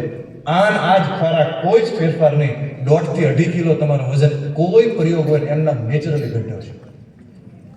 મારી પાસે જેટલા દર્દી ડાયાબિટીસ, બીપી, કોલેસ્ટ્રોલ, ઓબેસિટી ના આવે એ બધાને કાયમી સ્થિર રાખવા માટે આ પહેલો ઉપચાર છે. પાણીને ખાવું અને ખાવાને. ત્યારે આપણે 2 વસ્તુનું ખાસ ધ્યાન રાખવાનું છે. એક, આપણી પાચન શક્તિ સારી હોવી જોઈએ અને બીજું આપણું પેટ સાફ હોવું જોઈએ. આ 2. અને હવે છેલ્લી મારે તમને વાત કરવી છે સૌથી અગત્યની, પછી આપણે આગળની વાત લઈએ એ છે તમારા જીવનની સૌથી અગત્યની બાબત. અને આ 5 વસ્તુ તમે કરશો એટલે એને કહ્યું માનસ પરિવર્તન. હું તમને આવ્યો, તમને આ સમજાય, તમને મજા આવશે, તમારું શરીર પણ સારું રહેશે. પણ ત્યાંથી પૂરતું નથી. આયુર્વેદ શાસ્ત્ર શરીરથી અટકતું નથી. આયુર્વેદ શાસ્ત્ર ને સ્વસ્થ કોને કે એની વ્યાખ્યા ભગવાન સુશ્રુત આપે છે. સમદોષ સમાગ્નિ સમધાતુ મલક્રિય પ્રસન્ન આત્મેન્દ્રિય મનઃ સ્વસ્થ ઇત્યભિધેત. શરીર, મન અને આત્મા પ્રસન્ન રહેવું જોઈએ. એના માટેનો કોઈ ઈલાજ, બહુ બધા ઈલાજ છે, પણ હું તમને એક સરસ મજાનો ઈલાજ બતાવું છું. તમારી અંદર રહેલી દરેક દિવ્ય ચેતનાઓ એનાથી જાગૃત થવા મળશે. તમારું શરીર સ્વસ્થ બનવા મળશે. અને આવનારો જે સમય છે, એ સમય જે આવી રહ્યો છે, જે શરૂઆત કરી હતી ત્યાં પાછો લઈ જાઉં છું, એ છે આત્માનો યુગ, ચિત્ત શક્તિનો યુગ. તમારી સંપૂર્ણ ચિત્ત શક્તિ જાગૃત થશે, કારણ કે બુદ્ધિના યુગની આ સમાપ્તિ છે અને આત્માના યુગની શરૂઆત છે. 10 વર્ષ પહેલા દેશી ગાય શું કહેવાય ને કોઈને ખબર નહોતી. અત્યારે ઘરે ઘરે ગૌ માતા બંધાઈ ગયા. 10 વર્ષ પહેલા આયુર્વેદ શું હતું લોકોને ખબર નથી. લોકો એમ કહેતા દેશી દવા કહેવાય, ઉકાળા ફાંકી હોય, કાંઈ કામ ન કરે. આ કોરોનાએ બધાને સમજાવી દીધું કે આયુર્વેદની તાકાત અને કેટલું મોટું આપણી પાસે મોટું વિજ્ઞાન છે. અત્યારે કેટલા બધા લોકો વૃક્ષારોપણનું કામ કરી રહ્યા છે, ગૌ સેવાનું કામ કરી રહ્યા છે, પ્રકૃતિનું કાર્ય કરી. આખું યુગ પરિવર્તન છે. એટલે જ્યારે યુગ પરિવર્તન થાય ત્યારે કાળના મુખની અંદર હજારો લોકો હોમાય. તો એની તૈયારી અત્યારથી કરવી પડશે. આપણે એમાંથી બચવું પડશે. અને વિશ્વને બચાવવાનું કામ ભારતનું છે. ત્યારે ભારત વિશ્વગુરુ બનશે. એમાં તમારી જવાબદારી અમારી કરતાં વધારે રહેવાની છે, આખા વિશ્વને બચવાની. એટલે તમારે તમારી જાતને એના માટે તૈયાર કરવું પડશે. હું તમને 1000 સલાહ આપું કે વંદન કરો, નમસ્કાર કરો, પ્રણામ કરો, તોફાન ન કરાય, વાંચવાનું કરો, ભણવામાં ધ્યાન દો. એક પણ વસ્તુ બાહ્ય છે એ લાંબો સમય ટકવાની નથી. પણ આ એક માત્ર સલાહ નથી, આ અનુભવ છે, મારા જીવનનો અનુભવ છે. અને આ અનુભવ શાસ્ત્ર પ્રમાણિત છે. તમે 24 કલાકમાંથી 24 મિનિટ ન કરો તો 5 મિનિટ પણ જો આ કરશો તો તમે બદલી જશો. એમાં કોઈ શંકાને સ્થાન નથી. તો એવી કઈ વસ્તુ છે? મહામૃત્યુંજય મંત્ર આપણા વેદમાં આપેલો. સામાન્ય માણસને વિશ્વ માનવ, મહામાનવ બનાવવાની સાયન્ટિફિક પ્રોસેસ છે. અને એ એક માણસના જીવનમાં આચરણમાં આવી જાય એટલે પ્રકૃતિના જ્ઞાન અને રહસ્યની અંદર પ્રતિષ્ઠાપિત થવા મળે. વિદ્યા, વિનય, બધા જ ગુણો એની અંદર જાગૃત થવા મળે. યાદશક્તિ, બુદ્ધિશક્તિ, સ્મૃતિ શક્તિ વધવા મળે. અને અત્યારે હજારો લોકો શરીર સ્વસ્થ બને, મન પ્રસન્ન બને અને આત્મા આનંદિત થાય. તમારા અનુભવના આધારે મને એવું લાગે કે મહામૃત્યુંજય મંત્ર જે છે એ આયુર્વેદ છે. શરીર, મન અને આત્મા ત્રણેય ઉપર કામ કરે. અને અત્યાર સુધીમાં લાખો દર્દી ઉપર આનો અનુભવ કરી ચૂક્યો છે. 2 દર્દી એક સાથે હોય, બેયને એક સરખી દવા હોય, એક જ સરખી બીમારી હોય, પણ 5 મિનિટ આ પ્રોસેસ કરેલા રિઝલ્ટમાં જમીન આસમાનનો ફેર પડે. અને એ છે મેડિકેટેડ એર, એટલે કે પ્રાણ શક્તિ. મેડિકેટેડ ડાયટ એટલે ભોજનને અમૃત કરવું, પાણીને અમૃત કરવું. હવે પ્રાણને અમૃત કરવું હોય તો પ્રાણાયામ કરવું પડે. અને મહામૃત્યુંજય મંત્ર આપણે બધા એવું માનીએ છીએ કે ભગવાન ભોળાનાથનો મંત્ર છે. તો ભોળાનાથ કોણ છે? દેવોનો દેવ મહાદેવ. બધી મહાદેવ એટલે શું કરે? બધા મને એક વિદ્યાર્થી પ્રશ્ન પૂછ્યો કે બ્રહ્મા સર્જન કરે, દાદા વિષ્ણુ છે એ પાલન પોષણ કરે અને શિવ સંહાર કરે. તો કે આવો ડાયો ભોળાનાથની સંહાર કરે? મારી પાસે પહેલી વાર પ્રશ્ન આવ્યો. એટલે મેં કીધું કે મારે તને શાંતિથી જવાબ દેવો પડશે. એટલે ભગવાનને મેં પ્રાર્થના કરી, સંધ્યામાં બેઠો ત્યારે મને પ્રશ્નનો જવાબ મળ્યો કે શિવ સંહાર કઈ રીતે કરે? એ તો દેવોનો દેવ છે. દાદા કે આપણે ભોળાનાથ દાદા તરીકે, આપણા દાદા ચાંદા મામા, સૂરજ દાદા, એમ ભોળાનાથ દાદા કે સંહાર કરીએ કે ન કરી શકે. પણ ઘણી વાર નવું બિલ્ડિંગનું નિર્માણ કરવું હોય ને તો જૂના બિલ્ડિંગમાં હથોડા મારવા પડે. અને હથોડા મારીને તમે સફાઈ કરો ત્યારે નવું રિનોવેશન થાય. એટલે જ્યારે વિશ્વના રિનોવેશનની જરૂર હોય ને ત્યારે શિવ છે એ રિનોવેશન કરે. સહારક તત્વ જ નથી, કલ્યાણકારી તત્વ છે. તન્મય મન શિવ સંકલ્પ મસ્તુ. કે મહામૃત્યુંજય મંત્ર આપણા શરીર, મન અને આત્મામાં રહેલા બધા જ દુર્ગુણોનો સંહાર કરી અને દિવ્યતા પ્રગટ કરે અને જીવને શિવ સ્વરૂપ બનાવવાનો મંત્ર. એટલે મહામૃત્યુંજય મંત્ર એ ખાલી શબ્દો નથી, એ સાયન્ટિફિક પ્રોસેસ છે. ત્ર્યંબકમ યજામહે, 3 અંબિકા સહિત પરમાત્માનું યજન કરવાથી વોટ હેપન્સ, શું થાય? તમે પણ જો 3 અંબિકા સહિત ભગવાનનું નિત્ય યજન કરો તો તમારી અંદર પણ થાય. કારણ કે વેદનું વિજ્ઞાન છે. સુગંધિ પુષ્ટિવર્ધનમ. અંદર રહેલી દિવ્ય ગુણો સુગંધિત થાય, પુષ્ટ થાય. ઉર્વા રૂકમેવ બંધના, બધી જ નેગેટિવ એનર્જી દૂર થઈ જાય. મને યાદ નથી રહેતું, મને સાહેબ બહુ ખીજાય છે, મને કોઈ ગણતું નથી, બધું થઈ જાય. ઉર્વા રૂકમેવ બંધના મૃત્યુર મોક્ષી યમામૃતા.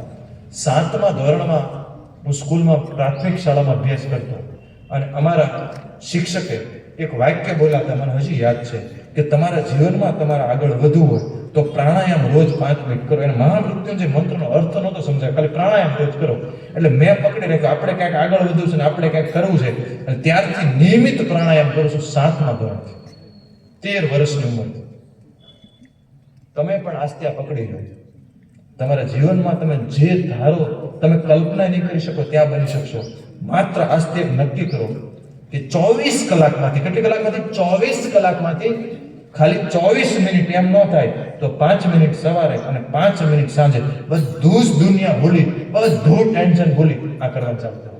અને જો તમે પરિવર્તન થાય, અંદરથી પરિવર્તન થશે. સુગંધિમ પુષ્ટિવર્ધનમ ઉર્વા રૂકમે વંદનાત. અને છેલ્લું વાક્ય સાહેબ, મૃત્યુર મોક્ષી યમામૃતા. કુંડલીની શક્તિ જે મૂલાધારમાં સુષુપ્ત છે, મૂલાધાર, સ્વાધિષ્ઠાન, નાભિચક્ર, હૃદયચક્ર, વિશુદ્ધિચક્ર, આજ્ઞાચક્ર, ભેદી બ્રહ્મરંધ્ર સુધી પહોંચે અને એ શિવનું સ્થાન છે. એટલે ત્યાંથી બ્રહ્માંડની કલ્યાણકારી શક્તિઓ તમારા સૂક્ષ્મ શરીરમાં પ્રવેશ કરી અને તમારા માધ્યમથી સુગંધિમ પુષ્ટિવર્ધનમ હજારો લોકોનું ભલું કરી શકશે. નિરાશામાંથી આશાની પ્રાપ્તિ થશે, જન્મ મરણના ચક્રમાંથી ઈશ્વર તત્વની પ્રાપ્તિ થશે અને અભિમાનથી નિરાભિમાન દેહની પ્રાપ્તિ થશે. અને છેલ્લે પરમ તત્વની ગતિ પ્રાપ્ત થશે. ઇટ ઇઝ ધ પ્રોસેસ મહામૃત્યુંજય મંત્ર, ત્ર્યંબકમ યજામય. આ બધું તો જ થાય કે 3 અંબિકા સહિત રોજ ભગવાનનું યજન કરો. સાહેબ કેટલી મજાનું આજે સ્વાગત ગીત બનાવ્યું, જબરજસ્ત શબ્દો હતા સાહેબ. એ જે દીકરા દીકરી ગાવાવાળા હતા, સાહેબ પણ ગાવ, એ જો મહામૃત્યુંજય મંત્ર કરે તો એની અંદરની ચેતનાઓ કુદરતી રીતે હેલ્પ કરે, દરેક ક્ષેત્રમાં હેલ્પ કરે, સેવાના ક્ષેત્રમાં બધા. ત્યારે દેવી સૂક્ત પણ આમાં રેફરન્સ આપે છે. દેવી સૂક્તનો સૌથી પાવરફુલ મંત્ર છે સર્વ મંગલ્ય માંગલ્ય. બધા જ પ્રકારનું મંગલ થાય. શિવે સર્વાર્થ સાધિકે, જે ઈચ્છો એ થાય, સંકલ્પ સિદ્ધિ પ્રાપ્ત થાય. શરણ્યે ત્ર્યંબકે ગૌરી, નારાયણી નમસ્તુતે. સાક્ષાત જગદંબા બનાવી દે. કઈ રીતે? શરણ્યે ત્ર્યંબકે ગૌરી, 3 અંબિકા સહિત ભગવતીની ઉપાસના કરવાથી. મીરાબાઈએ ખૂબ ભજન કીર્તન કર્યું, સારી બાબત છે, પણ એની એકાગ્રતા ન આવી. પછી એનો ભજનમાં એનો અનુભવ લખ્યો કે સાસો કી માલા પે સુમરું મેં પ્રિય ભાવા. ગંગા સતી પણ એનો અનુભવ લખ્યો કે ઈડાને પિંગલામાં લાવવું, પિંગલાને ઈડામાં લાવવું અને મધ્યમાં સતગુરુનું સ્મરણ કરવું. યોગની પરિભાષામાં આ માણસનું જેમ ફિઝિકલ બોડી છે ને, એમાં અલગ અલગ અંગૂઠાની છાપ હોય ને, એમ દરેકનું એક સૂક્ષ્મ શરીર છે, એનો ઓરા હોય, એની આસપાસ વાઇબ્રેશન નીકળતા હોય. તમે જ્યારે સ્તુતિ કરી, પ્રાર્થના કરી અને પછી ભગવાનનું આહવાન કર્યું ત્યારે કેવી અલગ અનુભૂતિ થાય ને, એમ દરેક વ્યક્તિનો પણ અલગ અલગ ઓરા હોય. અમુક વ્યક્તિનો નેગેટિવ હોય, પોઝિટિવ હોય, દરેક સ્થાનનો ઓરા હોય. અને આ સૂક્ષ્મ શરીર કહેવાય. શરીર સંસારમાં વ્યુ જાય પણ ઓરા, એ સૂક્ષ્મ શરીર બ્રહ્માંડમાં જીવિત ચેતનાઓ મદદ કરે. પરેશભાઈ સાથે મને એ જ ચર્ચા કરવી, એમને વારંવાર અનુભવ થાય કે મહાપુરુષની ચેતના જે મદદ કરી રહી છે.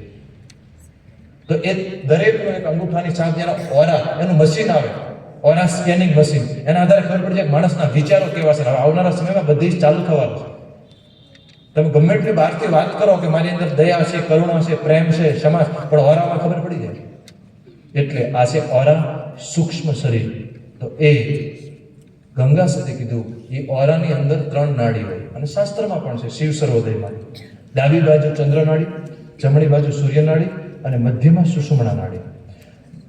ચંદ્ર એ છે એ આપણો શેનો કારક છે? મનનો કારક છે. સૂર્ય ભગવાન બુદ્ધિના કારક છે. અને એવી રીતે 3 લક્ષ્મી છે. ડાબી બાજુ ચંદ્ર નાડી તમે ઉપાસના કરો તો એ છે મહાલક્ષ્મી. જમણી બાજુ સૂર્ય નાડી છે, એ છે મહાકાલી. કોઈ પણ માણસને આળસ લાગતી હોય, થાક લાગતો હોય, નબળાઈ લાગતો હોય, શરીરમાં ઠંડી લાગતી હોય, એ સૂર્ય ભેદન પ્રાણાયામ કરે, જમણીથી શ્વાસ લે અને ડાબે શ્વાસ 10 થી 15 મિનિટ, અઠવાડિયું, 15 થી મહિનો કરો અને થાક, નબળાઈ કરતો રહ્યો જાય. નિર્માલ્ય વિચારો ન રહે. અને વચ્ચે છે મહાસરસ્વતી.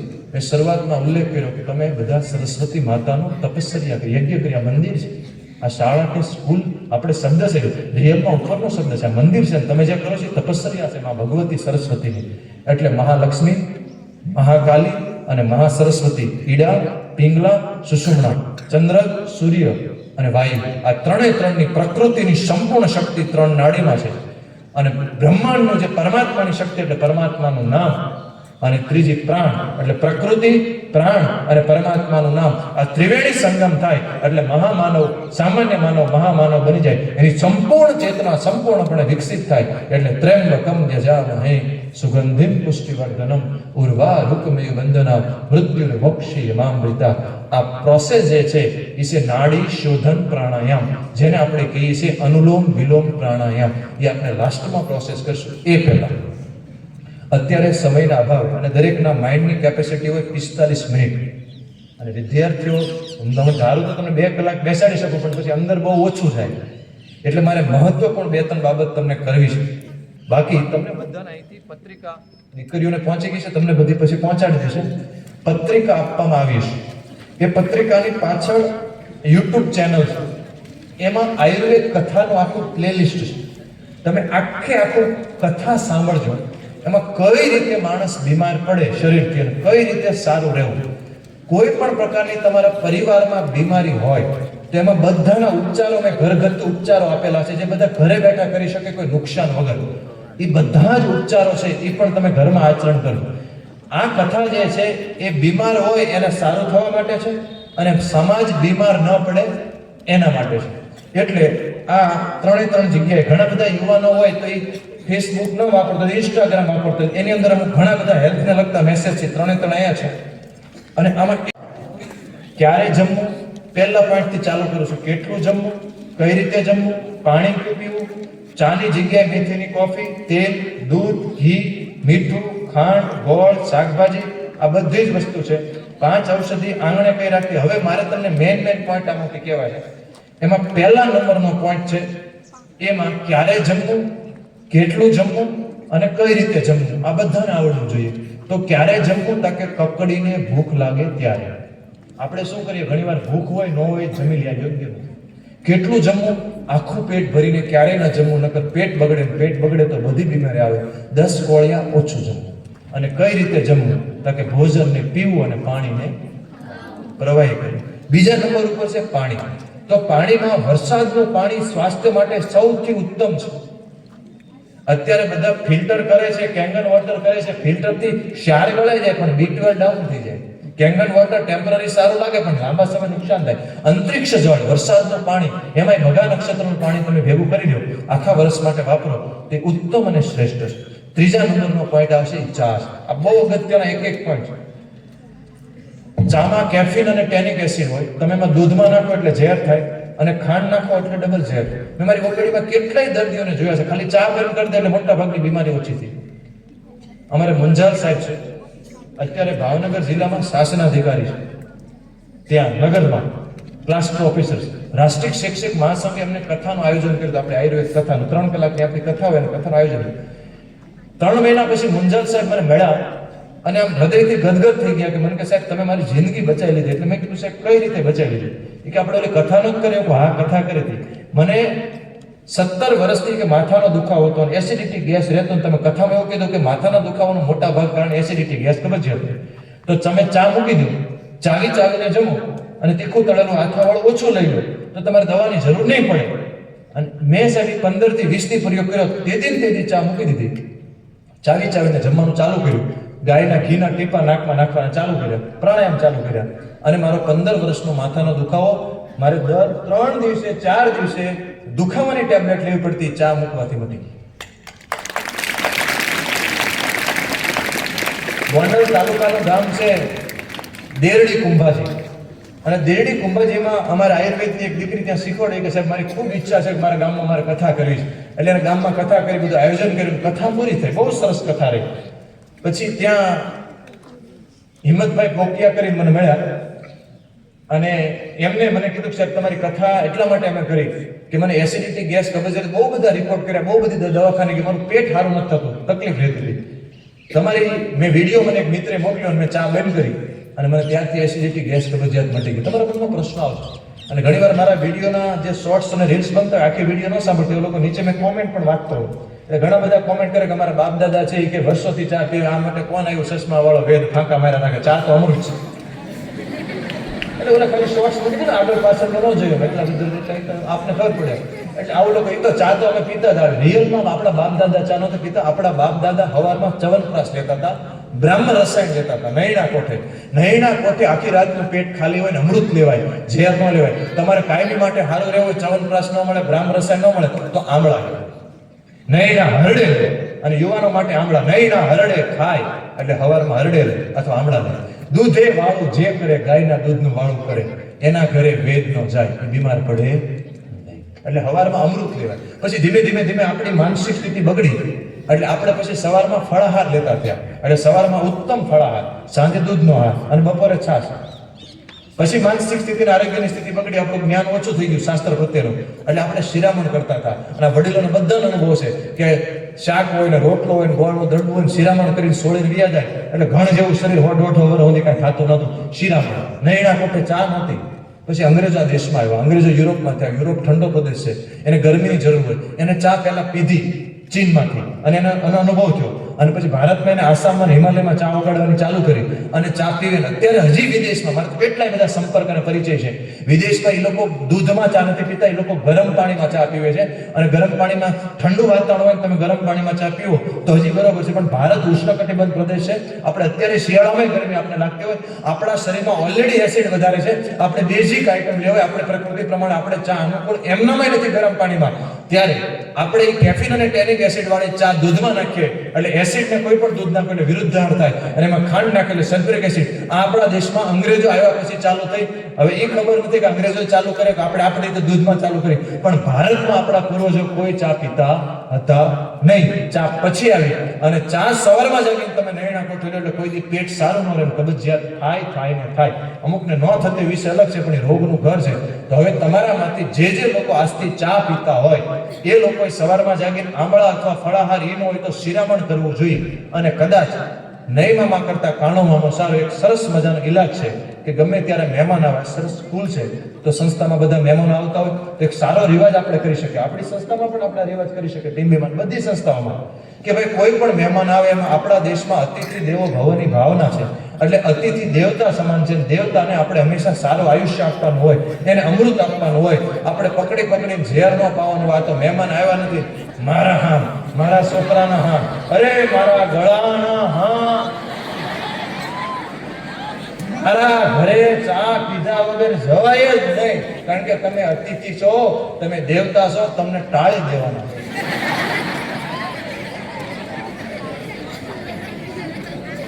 તો અહીંયા જેટલા વિદ્યાર્થીઓ બધા ડાયા છે, બહુ ડાયા છે. મોટા તો એનાથી તો બહુ ડાયા છે. એ તો આજથી બધા ચા પીશે જ નહીં, કોઈને પીવડાવશે જ. આ લોકો ડાયા છે અને કરતા ઉપરવાળાના સાઈડમાં બેઠા એ તો બહુ જ ડાયા છે. એ તો કરશે જ.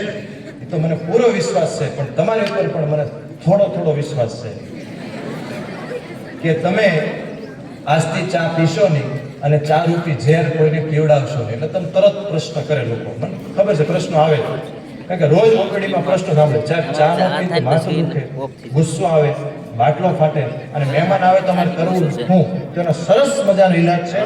એ ઇલાજ છે આ 3જા નંબરના પોઈન્ટમાં, મેથીની કોફી. કઈ રીતે બનાવી વિધિ લખી છે. દીકરીઓને ખાસ આગ્રહ કરું, દીકરાને પણ કહું તમે પણ ઘરે જઈને શીખી લો. મમ્મી પપ્પાને આજે શીખવાડી દો. એટલે પ્રસાદી વહેંચવાની હોય ને, 1 કપ કોફી તૈયાર કરો, 1-2 દી થશે બનાવતા, પછી એકદમ તમે મેથી કડવી પણ મેથીની કોફી એકદમ ટેસ્ટી. 1 કપ કોફી તૈયાર કરવી હોય તો 8 થી 10 દાણા મેથીના લઈ લેવાના, એને શેકી નાખવાના.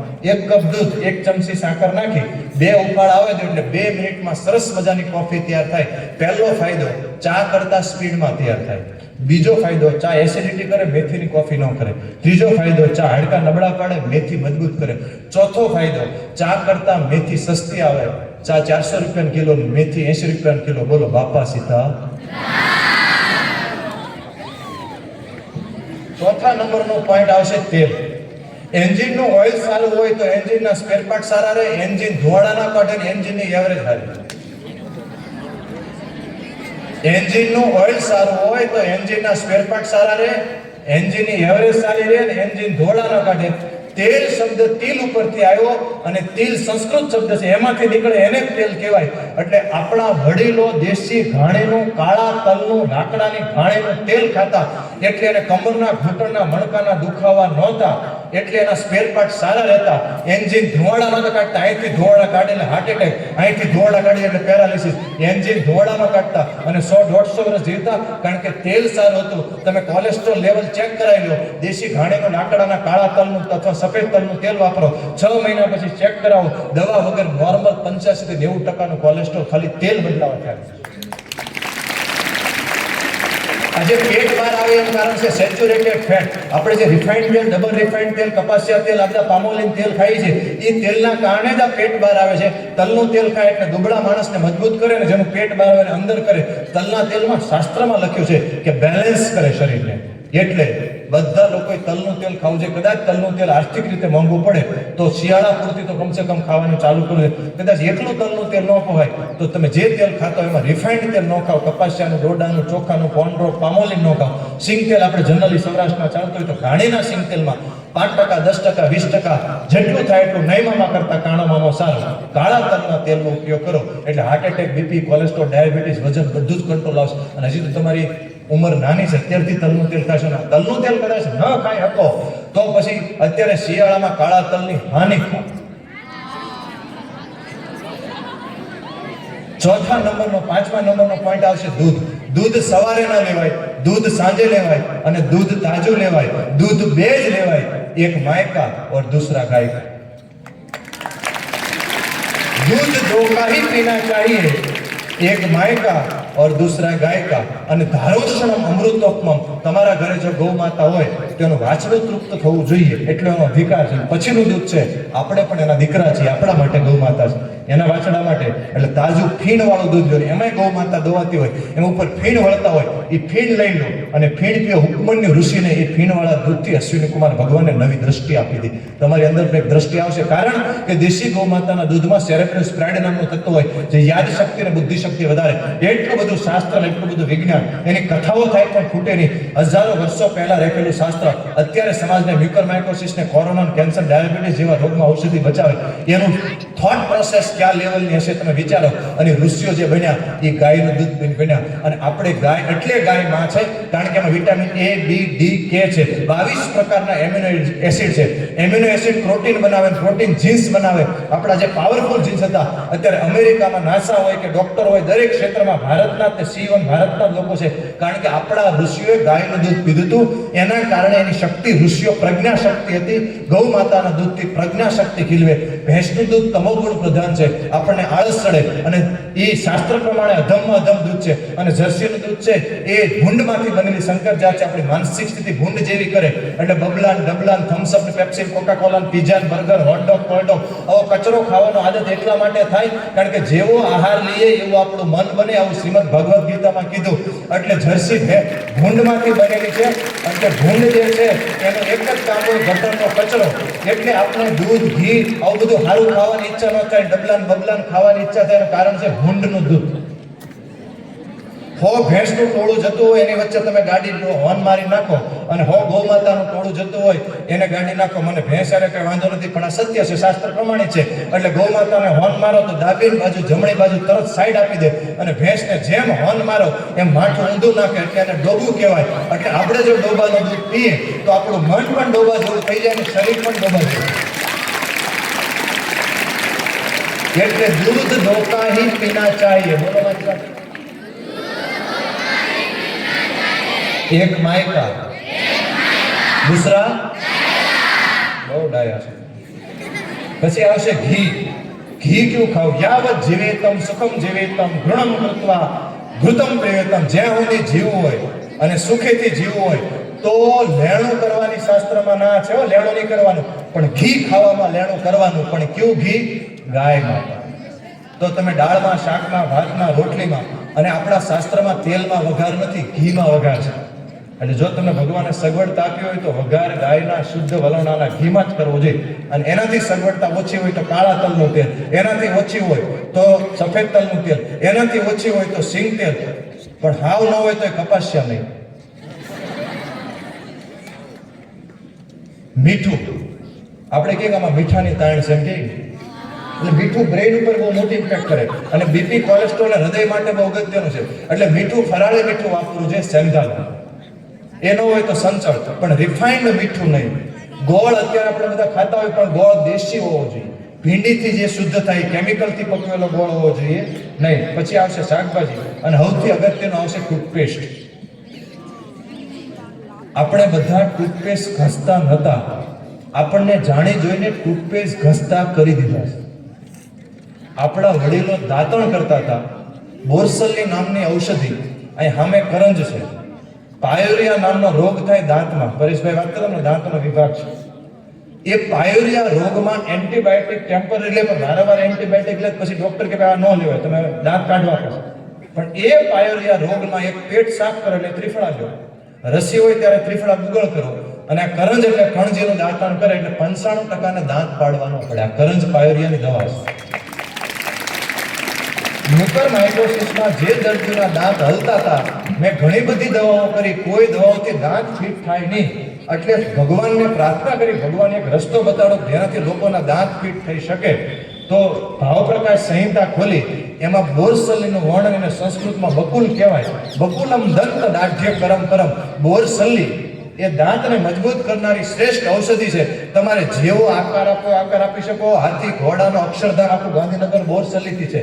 અને પાંદડા ન ફરે અને સરસ સંયમ આપે, એકદમ ટાઢો છે, અને એનું દાંતણ થાય. તો જો બોરસલ્લી આપણે સાયાનો સાયા, દાંતણ દાંતણ, તમે બધા જ્યારે બોરસલ્લી મળે ત્યારે તમે દાંતણ કરીને જો, તમને તરત ફીલ થશે કે તમારા દાંત આમ અંદરથી ભેગા થવા માંડ્યા, એટલે એના પેઢા મજબૂત થાય, એકદમ દાંતને મજબૂત કરે.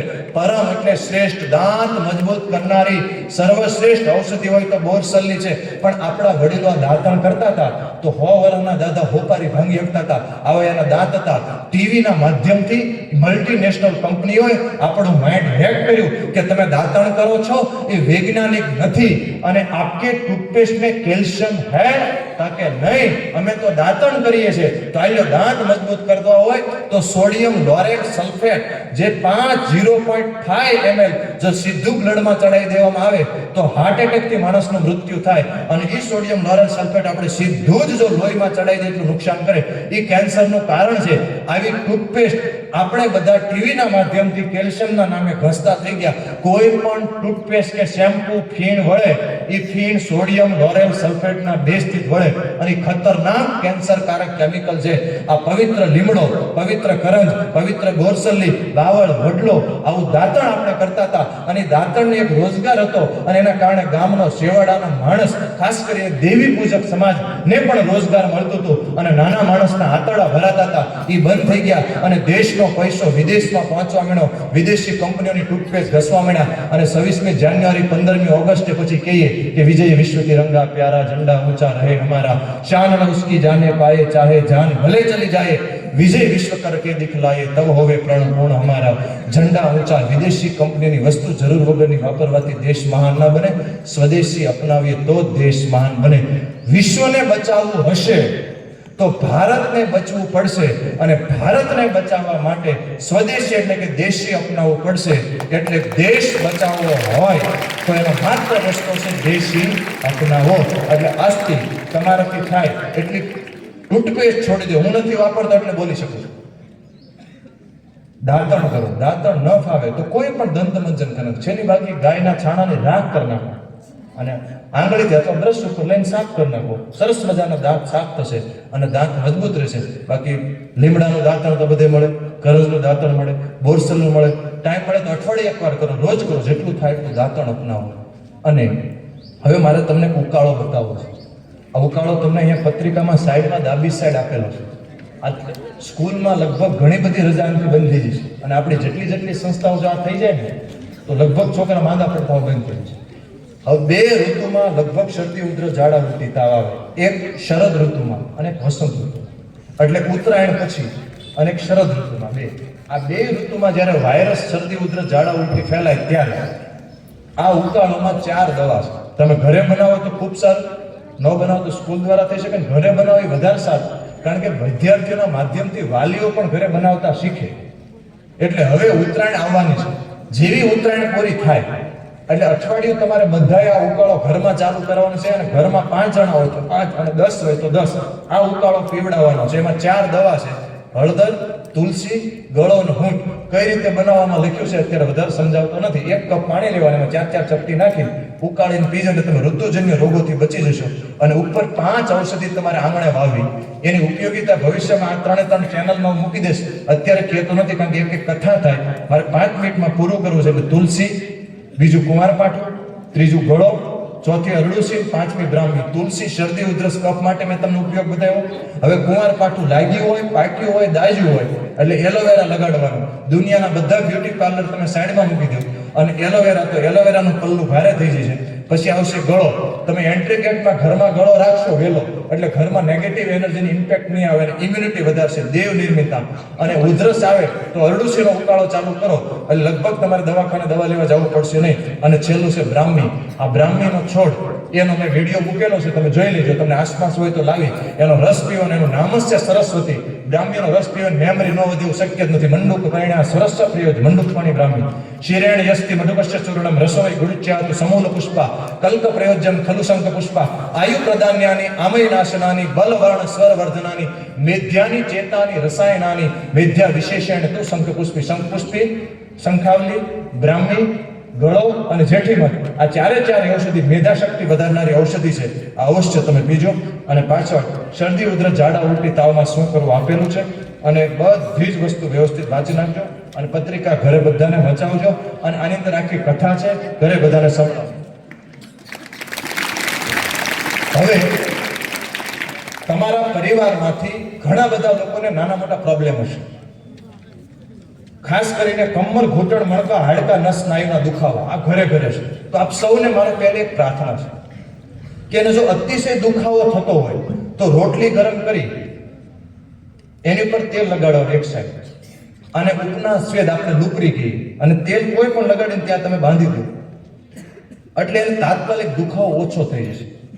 બહુ દુખાવો હોય ક્યારેક પેન કિલર લીધી હોય તો બરોબર, પણ દુખાવાની ટીકડી દુખાવામાં વારંવાર લેવી એ વ્યાજબી નથી. પછી રાખજો સાહેબ, છેલ્લે રાખજો, નગર મગજ વારંવાર લેવી વ્યાજબી નથી. તો પહેલું તમે બધા ઘરે જઈને કોઈ પણ દાદા દાદી વારંવાર દુખાવાની ટેબ્લેટ લેતા હોય તો એને અટકાવો. એક બીજું, આયુર્વેદના નુકસાન ન કરે એના નામે એક બહુ મોટું લોકોના સ્વાસ્થ્ય સાથે ભયંકર ષડયંત્ર ચાલી રહ્યું છે. અને આમાં હું તો એમ કહું 302 ની કલમ લાગવી જોઈએ. ઘણા બધા લોકો સ્ટીરોઇડનો પાવડર કરે, એમાં આયુર્વેદિક પાવડરમાં ભેળવી દે એટલે અભણ ગામડાના બિચારા લોકોને એવું લાગે કે આ લોકો જે છે એ શું કરે છે કે દેશી દવાની ફાંકી અમને આવે છે, કોઈ ડોક્ટરની, કોઈ નામની, કોઈ નેઠોની, અને દેશી દવા નડે નહીં બાને છેતરાય અને સ્ટીરોઇડ આપી. મારી ઓપીડીમાં અઠવાડિયામાં 10 થી 15 પેશન્ટ આવા ગામડાના આવે કે એનું શરીર ફૂલી ગયું અને હાલે નામ ત્રાહ હાલે એટલે 2 મિનિટમાં કહી દો કોઈ ફાંકી ચાલુ છે તો હાસે દેશી દવાની ફાંકી ચાલુ છે. એ દેશી દવા નથી, સ્ટીરોઇડ છે.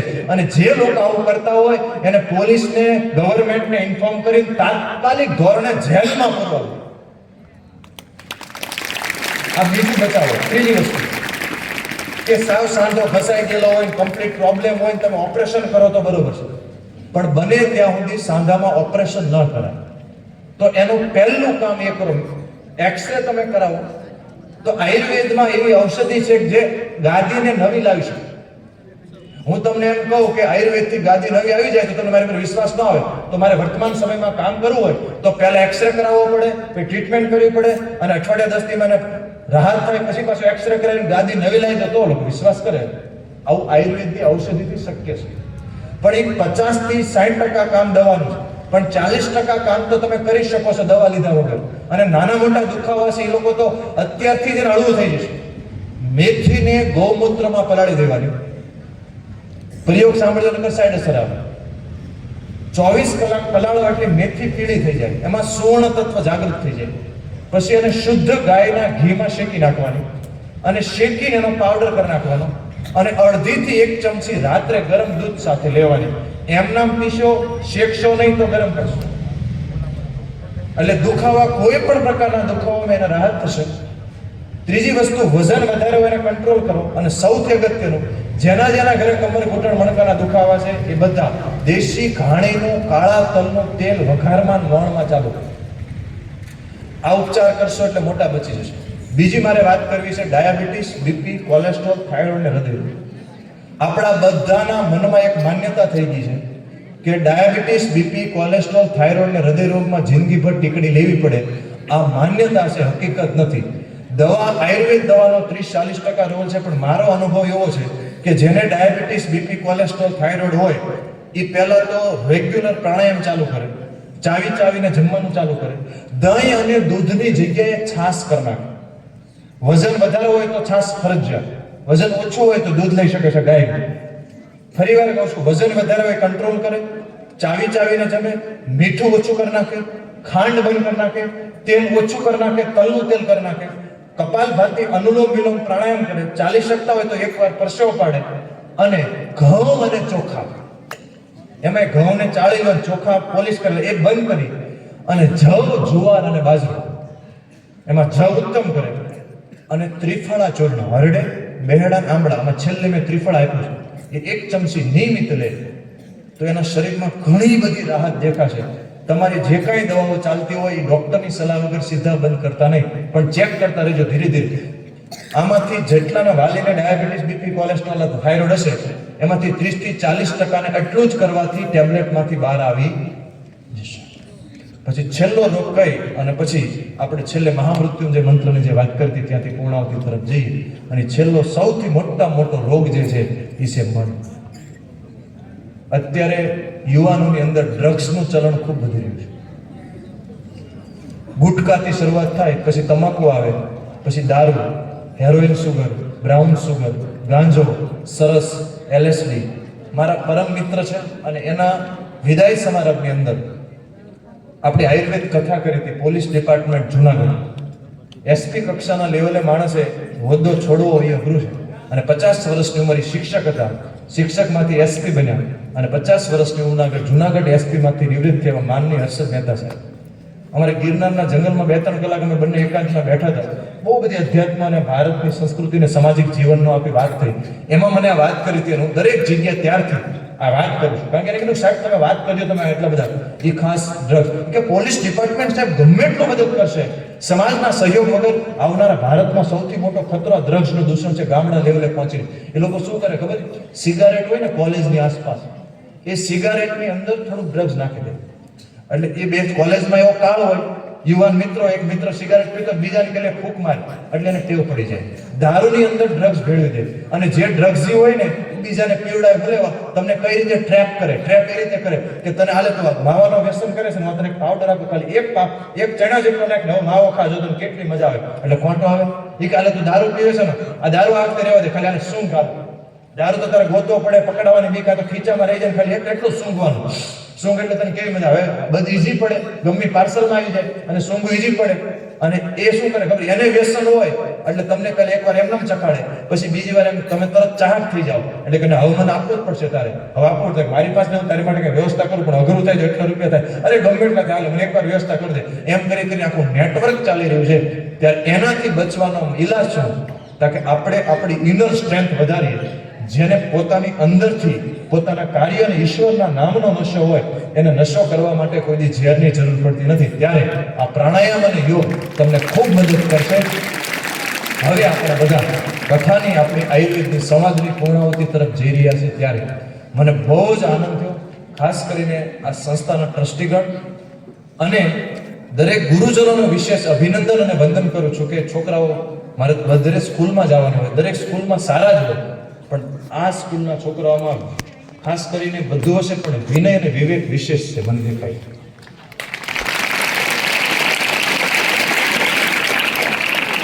કારણ કે આ બધી હલકી ભાષામાં તમને સમજાવવા માટે વાત કરતા હોય, છોકરાને રાગે પાડતા પાછા લાવતા 15-20 મિનિટ થઈ જાય, પણ આ તરત જ પાછા આવી જાય છે. એ કંટ્રોલ છે અને વિશેષ વિનય અને વિવેક છે. પરેશભાઈ અષ્ટાંગ આયુર્વેદ ધામમાં આવ્યા, એમના ભાઈબંધ આવ્યા, પરિવાર વારંવાર આવવાનું થાય, એમાં ખૂબ લાગણી, ખૂબ આગ્રહ કે સાહેબ આ આટલું બધું જ્ઞાન અમારા વિદ્યાર્થી સુધી પહોંચે. એને રિક્વેસ્ટ કરી, કેટલી મારો વ્યસ્તતા હોય, મારી દોડાદોડી હોય, એટલે બિચારા મેસેજ કરે, મારો પાછો ફોન લાગે નહીં, વોટ્સએપ આજે હું જોઉં ત્યારે પાછો જોતો હોય, ઘણી વાર ન જોતો હોય, પણ બહુ જ એને મહેનત કરી. આજે અહીં જે કાંઈ આવવાનું થયું, પરેશભાઈની ખૂબ મોટી સેવાની ભાવના છે. જ્યારે હું હોસ્પિટલમાં ગયો, એમના ઘરે ગયો, ત્યારે મને વારંવાર મને કોઈ બોલવાની, વાતચીત કરવાની અંદરથી જ ઈચ્છા નથી થતી.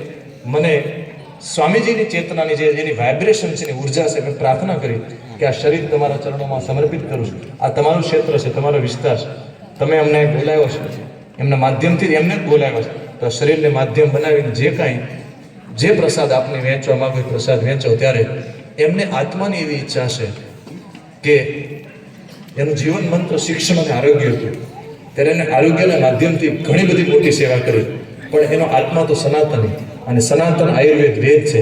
તો આ વિસ્તારમાં આયુર્વેદના સિદ્ધાંતો પણ પહોંચે, એટલે એને પરેશભાઈના માધ્યમથી આ શરીરને નિમિત્ત બનાવ્યું છે. અને આ તમને લાગે કે માત્ર વિદ્યાર્થી સુધી પહોંચે છે, આ તો આખા વિસ્તારમાં આસપાસના ગામમાં વિદ્યાર્થીના માધ્યમથી હજારો લોકો સુધી પહોંચવાનું છે. ત્યારે દરેક ટ્રસ્ટીગણનો પણ આભારી છું. હમણાં મારે ઘોટી સાહેબ સાથે પણ વાત થઈ, કેટલું મોટું કામ કરે. 300 ને 251 તો સ્કૂલ થઈ ગઈ, 351 આવા બિલ્ડિંગ નિર્માણ કરવા. આ બિલ્ડિંગ નથી, આ ભગવાનમાં ભગવતી સરસ્વતીના મંદિર નિર્માણ થઈ રહ્યા. અને એમની જે ચેતનાઓ છે એ અહીંયા આ બધામાં ફેલાયેલી દેખાય એની ભાવનાઓ. ત્યારે મને હૃદયના ભાવ સાથે આપ સૌને અંતિમ પ્રાર્થના કરું છું કે અહીંયા જે કાંઈ તમે સાંભળો એને ઘરે જઈ ચિંતન કરજો, મનન કરજો, લેખન કરજો, વાંચવીને રાખજો, આખું વાંચન કરજો, પાછું સાંભળજો. કથા યુટ્યુબ ખોલી નાખી ઘણા વિડીયો હશે, સાંભળજો, તમને ખૂબ મદદ થશે. અને પ્રસાદી તમે તો ખાજો, પણ જિંદગીભર માટે વહેંચતા રહેજો, વહેંચતા રહેજો અને વહેંચતા રહેજો. એ મારી આપ સૌની પ્રાર્થના છે. જિંદગીમાં સંપત્તિ, ધન, દોલત, આ શબ્દ છેલ્લા સાંભળી લેજો. જિંદગીમાં સંપત્તિ, ધન, દોલત અને વૈભવ બધું જ તમારા ચરણોમાં આવશે. એકમાત્ર ભાવના કાંઈ ન થાય તો હામા માણાના આંસુડા કેમ લૂસી શકું અને આંતરડા કેમ ઠારી શકું. સેવા, પરમો ધર્મ અને ધર્મ અપનાવજો. અને એની બે માત્ર શરત છે, એક સેવા તો જ ફળે, કે એક અહંકાર ન હોવો જોઈએ, બીજો સ્વાર્થ ન હોવો જોઈએ. આ સ્વામીજીના પણ વાક્ય આજે પરેશભાઈ કીધા. તો આપ સૌને સેવા રૂપી પરમ ધર્મ જાગૃત થાય એ પ્રાર્થના સાથે આપણે બધા જ આજથી કથા પૂરી થાય એટલે દક્ષિણા લેવાની હોય, અને ફરજિયાત હોય. કારણ કે જે કથા કરવા માટે આવે એનું જીવન અને વ્યવહાર આખું દક્ષિણા ઉપર હાલતું હોય. તમે દક્ષિણા આપો એટલે તમારી ગતિ બહુ સારી થાય અને જ્ઞાન અંદર ઉતરે. એટલે વેદ છે એને દ્વિજ કીધું, એટલે બ્રાહ્મણનું સ્વરૂપ કહેવાય વેદ. એટલે શરીર ક્ષત્રિયનો પણ આમ વેદ થઈ ગયા એટલે બ્રાહ્મણ જેવું થઈ ગયું. યજ્ઞ ને આયુર્વેદ ને ગાય ને બધું જપ. તો દક્ષિણા યજ્ઞ કરાવવા, સત્સંગ કરાવવા, કીર્તન કરાવવા, ભગવાન તરફ લાવવા, વેદ બોલવો, વેદ આચ, એ બ્રાહ્મણનો કર્મ છે. અને દક્ષિણા માગવી એનો ધર્મ છે. તો વેદ તરીકે, દ્વિજ તરીકે દક્ષિણા તમારા બધા જ માથે માગવી મારો ધર્મ છે. એટલે તમારે બંને હાથ કરી અને એક સંકલ્પ લેવાનો છે. અને સંકલ્પ લેવાઈ જાય એટલે ચેતનાઓ તમને આશીર્વાદ આપે. અને પછી છેલ્લે એક દક્ષિણા તમારે પહેલા સંકલ્પ હાથ ઊંચો કરીને આપવાની છે મને, અને બીજી સંકલ્પ એ લેવાનો છે 24 કલાકમાંથી 24 મિનિટ ન થાય તો 5 મિનિટ સવારે અને 5 મિનિટ સાંજે તમે હું જે છેલ્લે જે પ્રાણાયામ મહામૃત્યુંજય મંત્ર પ્રોસેસ શીખવાડી એ રીતે ભગવાનનો જાપ કરવાનો. એટલે દક્ષિણા આપશો ને બધા? ચાલો હાથ ઊંચો. હું બોલું તમારે મારી સાથે ભાવથી બોલવાનું છે. આજે આ મારી શાળામાં પરમાત્માની સાક્ષી વિશ્વ કલ્યાણ માટે, અખંડ ભારતના નિર્માણ માટે, ભારત માતાને વિશ્વગુરુ બનાવવા માટે હું સંકલ્પ લઉં છું. આયુર્વેદ, યોગ, પ્રાકૃતિક ખેતી વગેરે સનાતન વૈદિક ભારતીય પરંપરાને વિશ્વના ઘર ઘર સુધી પહોંચાડીશું. આજથી જીવનમાં ક્યારેય દારૂ, તમાકુ, ચા, એક પણ વ્યસન શરીરમાં નાખીશ નહીં. કોઈને પણ વ્યસન કરાવીશ નહીં. આ મારો જીવનભરનો દ્રઢ સંકલ્પ છે. અહીંયા ડાબો હાથ રાખજો બ્રહ્મરંધ્રમાં, એની પર જમણો હાથ રાખો અને મારી સાથે મંત્ર બોલજો. ઓમ શ્રી ધન ધન્વંતરયે નમો નમઃ. ઓમ શ્રી ધન ધન્વંતરયે નમો નમઃ. ઓમ શ્રી ધન ધન્વંતરયે નમો નમઃ. બંને હાથ ઘૂંટણ ઉપર રાખી આવી રીતે જ્ઞાન મુદ્રામાં રાખજો. પલોઠી વાળી શકો તો પદ્માસનમાં આવી રીતે આમ બેસજો. ના હવે એમને બેઠા રહેજો. ડાબો હાથ ઊંચો કરો. પહેલી આંગળી અંગૂઠાના ટેરવાના ભાગને સ્પર્શ કરો. 3 આંગળી સીધી રાખજો. તમારો આ બાજુનો હાથ આવશે, ડાબો હાથ. એને ઘૂંટણ ઉપર મૂકી દો. આ પાછળનો જે ભાગ છે એક્ઝેક્ટ ઘૂંટણ ઉપર આવવું જોઈએ. કમર, ડોક અને મણકો આવી રીતે સીધી રેખામાં રાખવાનું. જમણો હાથ ઊંચો કરો એટલે તમારો આ બાજુનો હાથ આવશે. પહેલી 2 આંગળી અંગૂઠાના મૂળમાં મૂકો. આ મુદ્રા જે છે વાયુ મુદ્રા, એમાં અંગૂઠો સીધો રાખવાનો. હવે અહીંયા જમણા હાથથી નસકોરું બંધ કરો. કમર, ડોક, મણકો સીધો રાખજો. હવે જે ભગવાનને તમે વધારે માનતા હોય એનું નામ લેતા લેતા ધીરે ધીરે શ્વાસ અંદર લ્યો. શ્વાસ રોકી રાખજો. શ્વાસ રોકી અને ભગવાનનું નામ લેજો અને શ્વાસ બહાર કાઢતા કાઢતા ભગવાનનું નામ લેવાનું.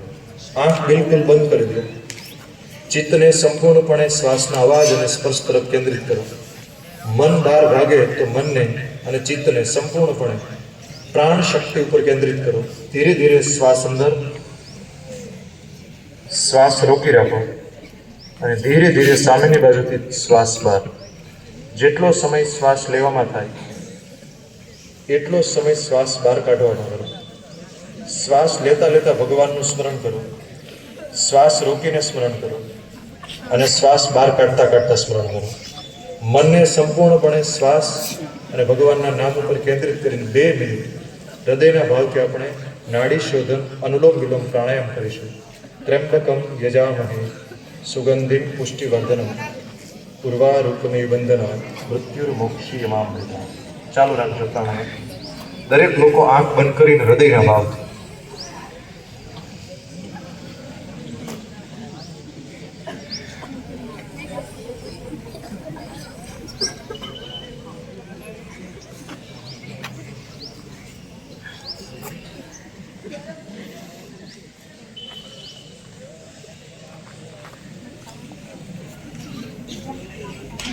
બંને હાથ જોડી આપ પ્રાર્થના કરીશું. સર્વે ભવન્તુ સુખિનઃ, સર્વે સંતુ નિરામય, સર્વે ભદ્રાણિ પશ્યન્તુ મા કશ્ચિત દુઃખભાગ ભવેત. ઓમ શાંતિ. જ્યારે તમે સાચા પ્રાણાયામ કરશો ત્યારે જેટલી સ્પીડમાં શાંતિ બોલ્યાની શાંતિ બોલવાની ઈચ્છા થશે એટલું મન શાંત થઈ જશે. આ પ્રક્રિયા મહામૃત્યુંજય મંત્ર છે. આ કથાનો સાર છે. અને આજ સાંજથી ઘરે ગાય માતાના ઘી હોય તો ઘીનો દીવો કરી, ન હોય તો એમનામ બેસી અને 5 મિનિટ નિયમિત, એટલે નિયમિત તમારે કરવાનું છે. એક દક્ષિણા તમે આપી વ્યસન રૂપ, બીજો તમે સંકલ્પ લીધો વિશ્વ કલ્યાણ અને રાષ્ટ્ર નિર્માણ, અને ત્રીજું તમારે આજથી જીવનમાં આ જોડવાનું છે. વ્યસન છોડવાનું છે અને આને જોડવાનું છે. આપ સૌના ચરણમાં ફરીવાર વંદન, નમસ્કાર, ધન્યવાદ.